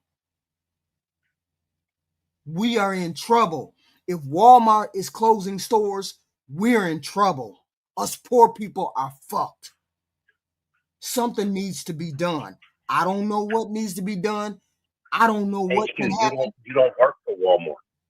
No, How does Walmart. that affect you? Walmart supplies when the place, the cheapest place that takes care of poor people, the cheapest place that poor people go to, we in trouble. I didn't know about Julianne. I didn't know about the Walmart stores. I didn't know that. I did not know that Yeah, well, that's they what's gonna happen. they have to restructure, because if that are losing their jobs, it's people are starting to steal stuff.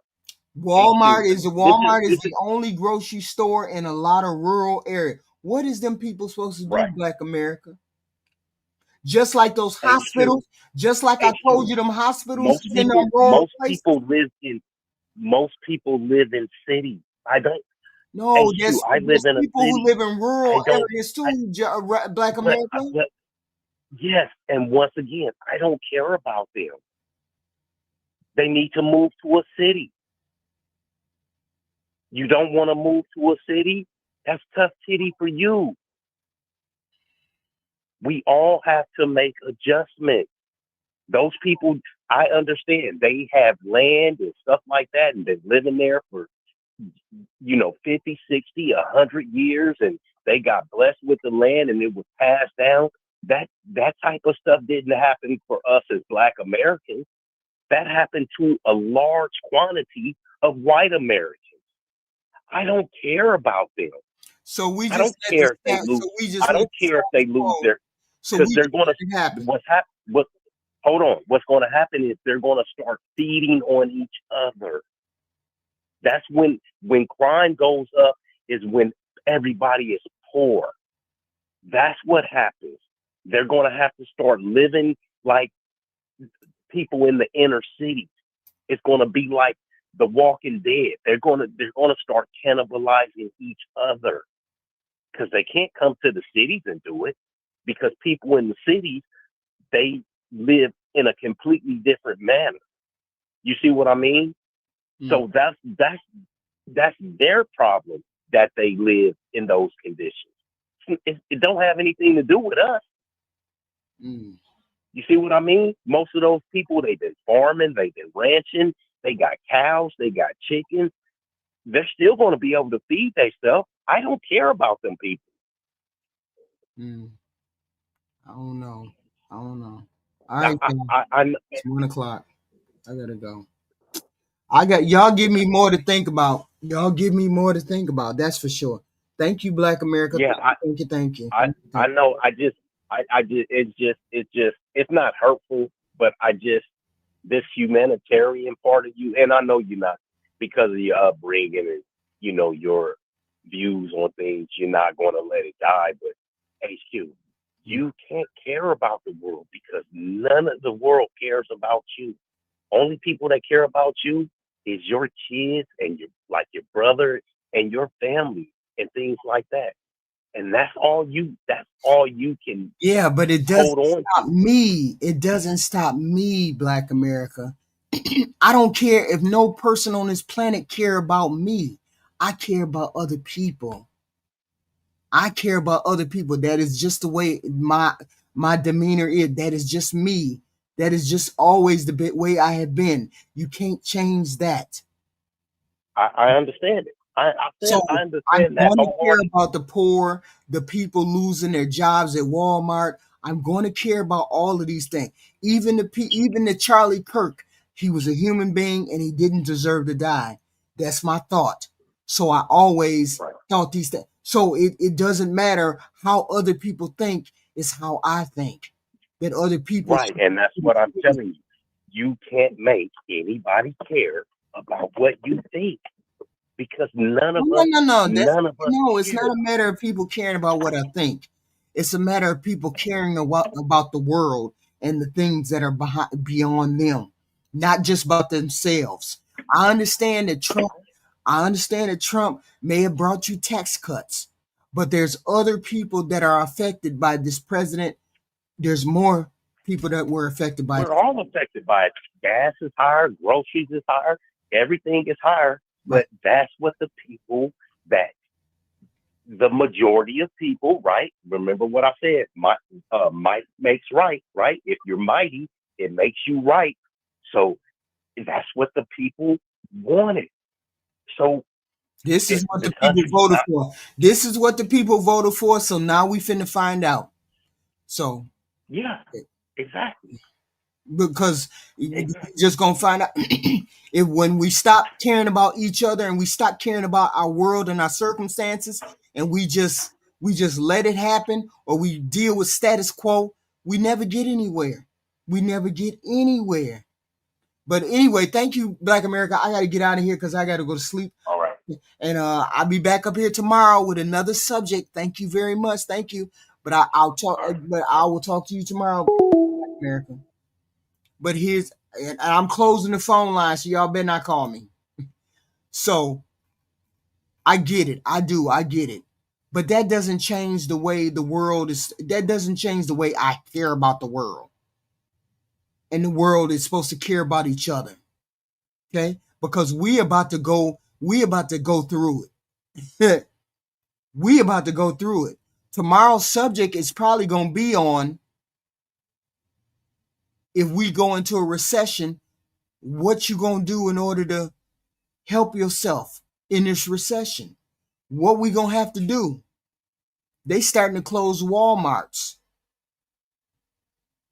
Now it ain't going to matter whether you black or white. It's going to matter whether you're poor or whether you can afford to pay X, Y, and Z. Have you been living off credit for the past 6 months? Have you been living off of X, Y, and Z for the past? Have you been spending your money, spending your 401k, trying to catch up, trying to stay afloat? We're about to go. We're about to go through it. Specifically, poor, elderly, handicapped, veterans. We just will. But y'all show up tomorrow because we have another topic for tomorrow. We have another topic for tomorrow. We're doing this thing. We're doing this thing. And I welcome all of y'all. Welcome all of you back. Please hit the like button. Please hit the share button. Please subscribe. Because we always have goofy topics. We all have goofy topics. So it is what it is. And I enjoy this late night. Okay? I enjoy the late night. Yeah, tomorrow is now. Ain't that about nothing? I talk to y'all tomorrow, of course, of course, of course. Of course.